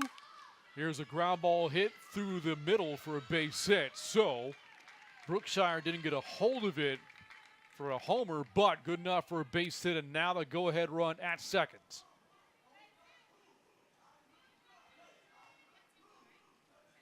Again, great shot by Brookshire. She's one of the Monarchs who's had Valdez's number all day, but again, a great shot up the middle here for her to extend this inning. All right, so here we go. Jada Kearney batting here with 2 outs. That pitch is high, ball 1.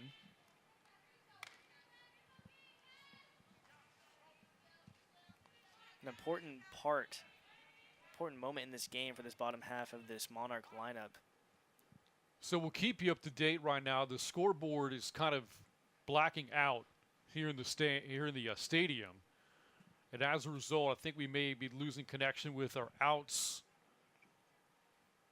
But there are 2 in the inning. The scoreboard just about a third of the way came back on. But it's also covering the ball strike count, so our plate umpire, Bob Hines, is having to relay the call emphatically to to the entire field, not just the pitcher. You see the scoreboard blacked out. So if you're the batter, Kearney here, you can't rely on the scoreboard for the ball strike count. You need to hear it from Bob Hines. And again, there are 2 outs in the inning. A lot of verbal communication going on the field right now between just players, umps, coaches, just to get a hold of what's going on exactly in the game. Big rip and a miss by Kearney. 1 ball, 1 strike to count. Jada Kearney 0 for 2 with a strikeout tonight. Has harbored this year against Coastal Bend. Coming off an incredible final season at Georgia this past year. Lays off that pitch that's high and away. 2-1. Kearney, 20 homers for the Bulldogs this year. Drove in 53. A first-team All-American. Looking to come through right now to tie game of the 6th. 2 on, 2 out. 2-1 pitch, fouled away, and now it's 2-2. Led her Bulldog team in both batting average and slugging this year, and helped guide that program to the Super Regionals. Jada Kearney spoke on Kelly Torres' podcast, Softball Speakeasy, and said it was always going to be Georgia. She was always going to be a Bulldog, and she knew it from the moment she was interested and invested in softball. Yeah, I caught some of the podcasts as well. You know, Kearney was asked about some of her favorite defensive plays, favorite hits this year with Georgia. And that Bulldog program finished the year ranked 13th in the top 25. Ground ball and a throw to third, not in time. That ball in the dirt, Garcia was able to cover it, kept it from getting away from her, but Torres, good speed, takes third base. Also, Brookshire winds up at second, so now a base hit could drive it a pair here. full count. Kearney lays off and takes ball 4 to load the bases. Wow, what a change of momentum for the Monarchs with bases loaded here. 2 outs. But again, the Monarchs able to claw their way back and get runners in scoring position, looking to capitalize on it. There you look at the bases loaded. Kearney at first base, Brookshire at second, Torres at third. St. Clair the batter and ahead, a ball and no strikes. This game, it appears, belongs to Cassie Valdez. Haven't seen any activity in the Tidal Waves bullpen. Up to a dozen strikeouts, but in trouble here. Bases juiced and 2 outs. Fly ball left field, and that is caught shy of the track to end the inning by Tate Whitley. So the Monarchs load them up but can't score. This game remains deadlocked at 4 runs apiece. We head to the 7th inning on the official WPF YouTube channel. We're back after this.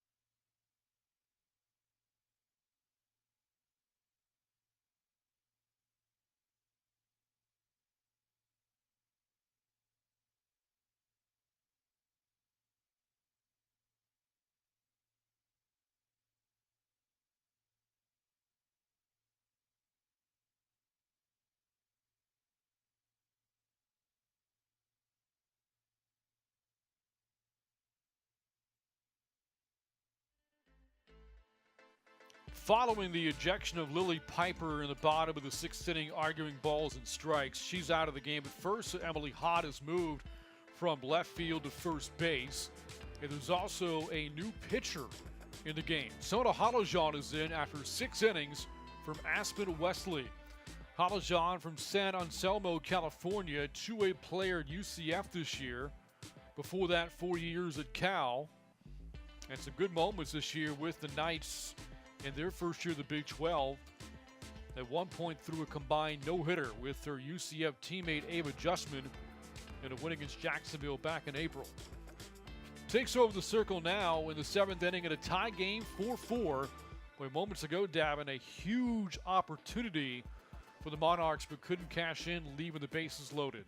Yeah, no, a great opportunity for the Monarchs, just aren't able to capitalize, and those have been situations we've seen from them, just not being able to produce when those runs are on. And again, just a tough moment for the Monarchs. Again, still tied here in a close one coming down the stretch. It appears that Jada Kearney has taken over and left for Emily Hott as well. She was in the DP spot before. Top of the order, batting, swing and a miss by Malaysia Ochoa. So perhaps one of the reasons for taking Wesley out would have seen the lineup a 4th time through. Her numbers for the game: Wesley 6 innings, 8 hits, 4 runs, all of which were earned. A couple of walks and 5 strikeouts her night tonight, and we'll get a no decision. That's grounded just foul. Runs the count to 0-2, but also a heavy workload, as we talked about, for Wesley. Throws 121 pitches, 71 of them for strikes. Yeah, no, you have to appreciate what she did for this Monarchs team all night long. Again, we saw her do it last weekend in the series opener versus the Smoke. She's just been really impressive, and once she gets comfortable in the circle, she can be dangerous. She can almost give you a full game if necessary. You know, so both teams, the 6th inning, had chances to break this 4-4 tie. The Tidal Wave had runners first and third, 1 out, couldn't bring anybody home. Monarchs, bases loaded, 2 outs, they couldn't bring anybody home. And again, it started kind of early as a home run derby, if you will, just how dominant these bats were. But as the game has come on and it's become defensive and the pitching has just been extremely impressive, it's kind of turned the tables when it comes to just the outcome and the development of this game and the hitting versus the pitching. It's been exciting to watch. Ground ball. Holojan fields, fires, 1 down here in the 7th inning.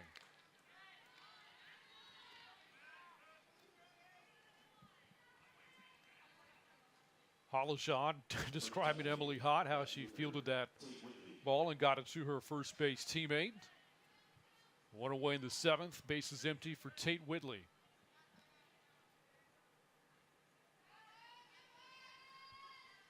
That lead for second place in the standings for Coastal Bend at 1.5 games.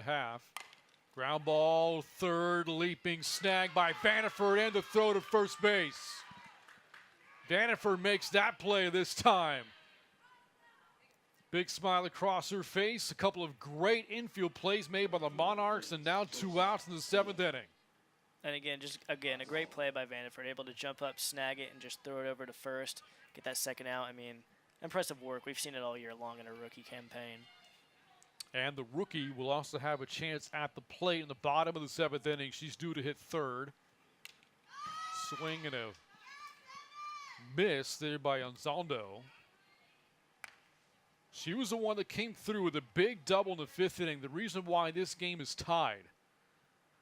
A 2-out RBI double drove in Grace Chulliman of the 5th inning.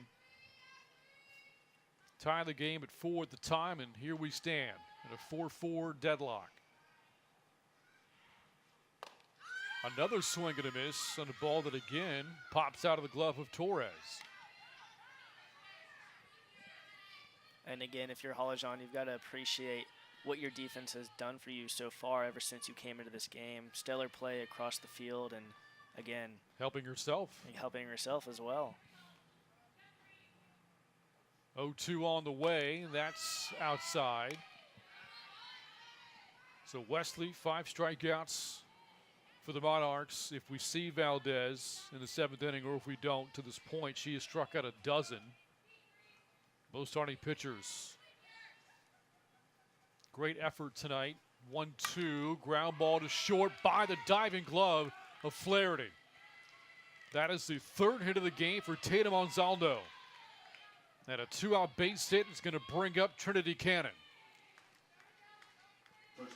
Just a good piece of hitting right here, just straight up the middle, able to get on first. And again, the Monarchs have had bad situations when it comes to 2 outs and not being able to get out of the inning and runs being produced because of it. Cannon's 2 for 3 with the home run. First pitch is a miss, ball 1.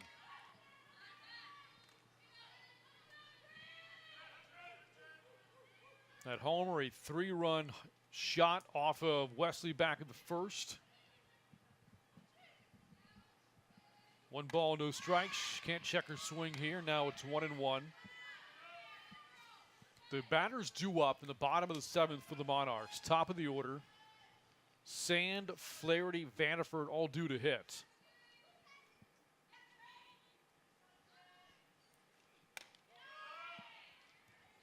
The cleanup spot currently occupied by Lily Piper's part of the order, but obviously she won't hit. And there was a double switch made, so we don't know who that player is. And now the DP role. Maybe we'll find out in the bottom of the 7th. Are we going to go there now? We won't. A ball that got through the 5-hole of Sand into right. With all the great defense we've seen of the inning, but Sand can't make that play, and this inning's going to continue. And this is just a routine one that just got away from her. She was already thinking about the out, throwing it to first. You can just see it right there, slip right through. Boy, a really tough defensive play there by Sand, who had that incredible play in the 6th inning to turn that twin killing. But the routine play not made this time. And with that, runners first and second, 2 outs for Kelly Lynch.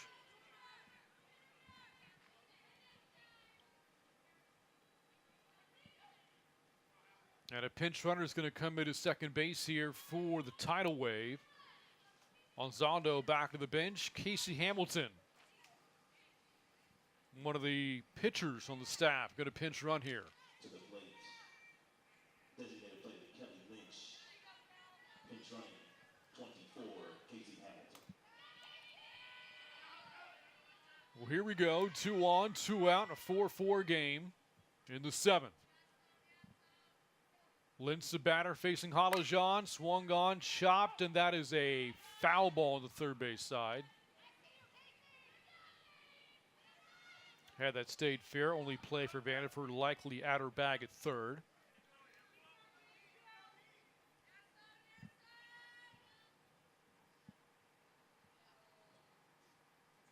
The 0-1 swung on, right field. Park's going to hold this. Brookshire's going to catch this. And we are going to go to the bottom of the 7th inning. The Tidal Wave strand 2 more. They left 7 on to the game, and now the Monarchs have a chance to win it when we come back here in St. Marcus.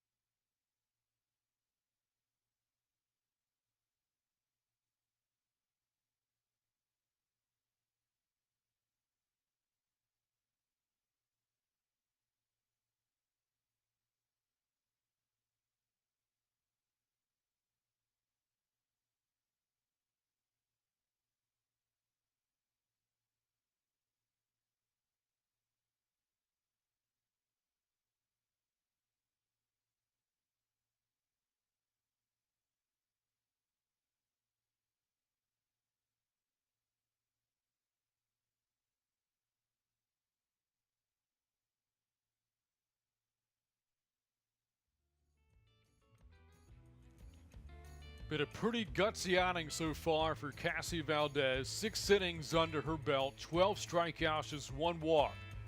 The 4 runs given up, and none since the 3rd inning. Last 3 innings, zeros on the board.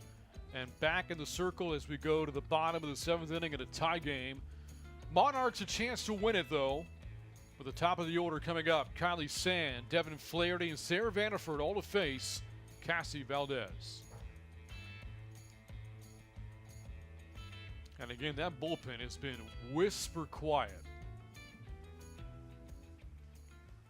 Not even sure anybody's ready to come into the game and go. Maybe Kelly Lynch, as she is a two-way player. First pitch fouled away, strike 1 to Sand, who's twice been a strikeout victim of Valdez. And Valdez just, again, having a successful day, but if they were to see Lynch in her last appearance in the circle against the Monarchs had 7 strikeouts as well. So they have this Monarchs lineup up and down. Quickly, 0-2.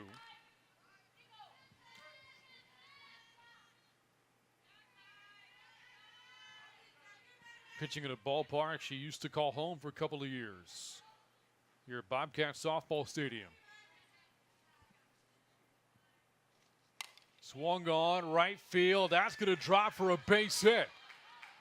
So Santa's on to lead off the bottom of the 7th inning here for the Monarchs. Just what a hit by Sand as a leadoff hitter. Again, a day at the plate where she's seen strikeout after strikeout against Valdez. When she needed it the most and her team needed it the most, she was able to get the hit and get on base as the leadoff runner. And we'll see if Devin Flaherty puts down a bunt here to move her over. Flaherty 0 for 3 with 2 strikeouts. Shows, puts a bunt down off the glove of Valdez, and both runners are going to reach. Or both runners are safe, I should say, so Flaherty's going to reach, and reaching second base now with Sand. First and second rather, and nobody out. And Valdez just almost gets her glove on this one, just extending outward, just not able to make the play. But again, so close on that one to get the first out of the inning. But 2 on here in the bottom of the 7th.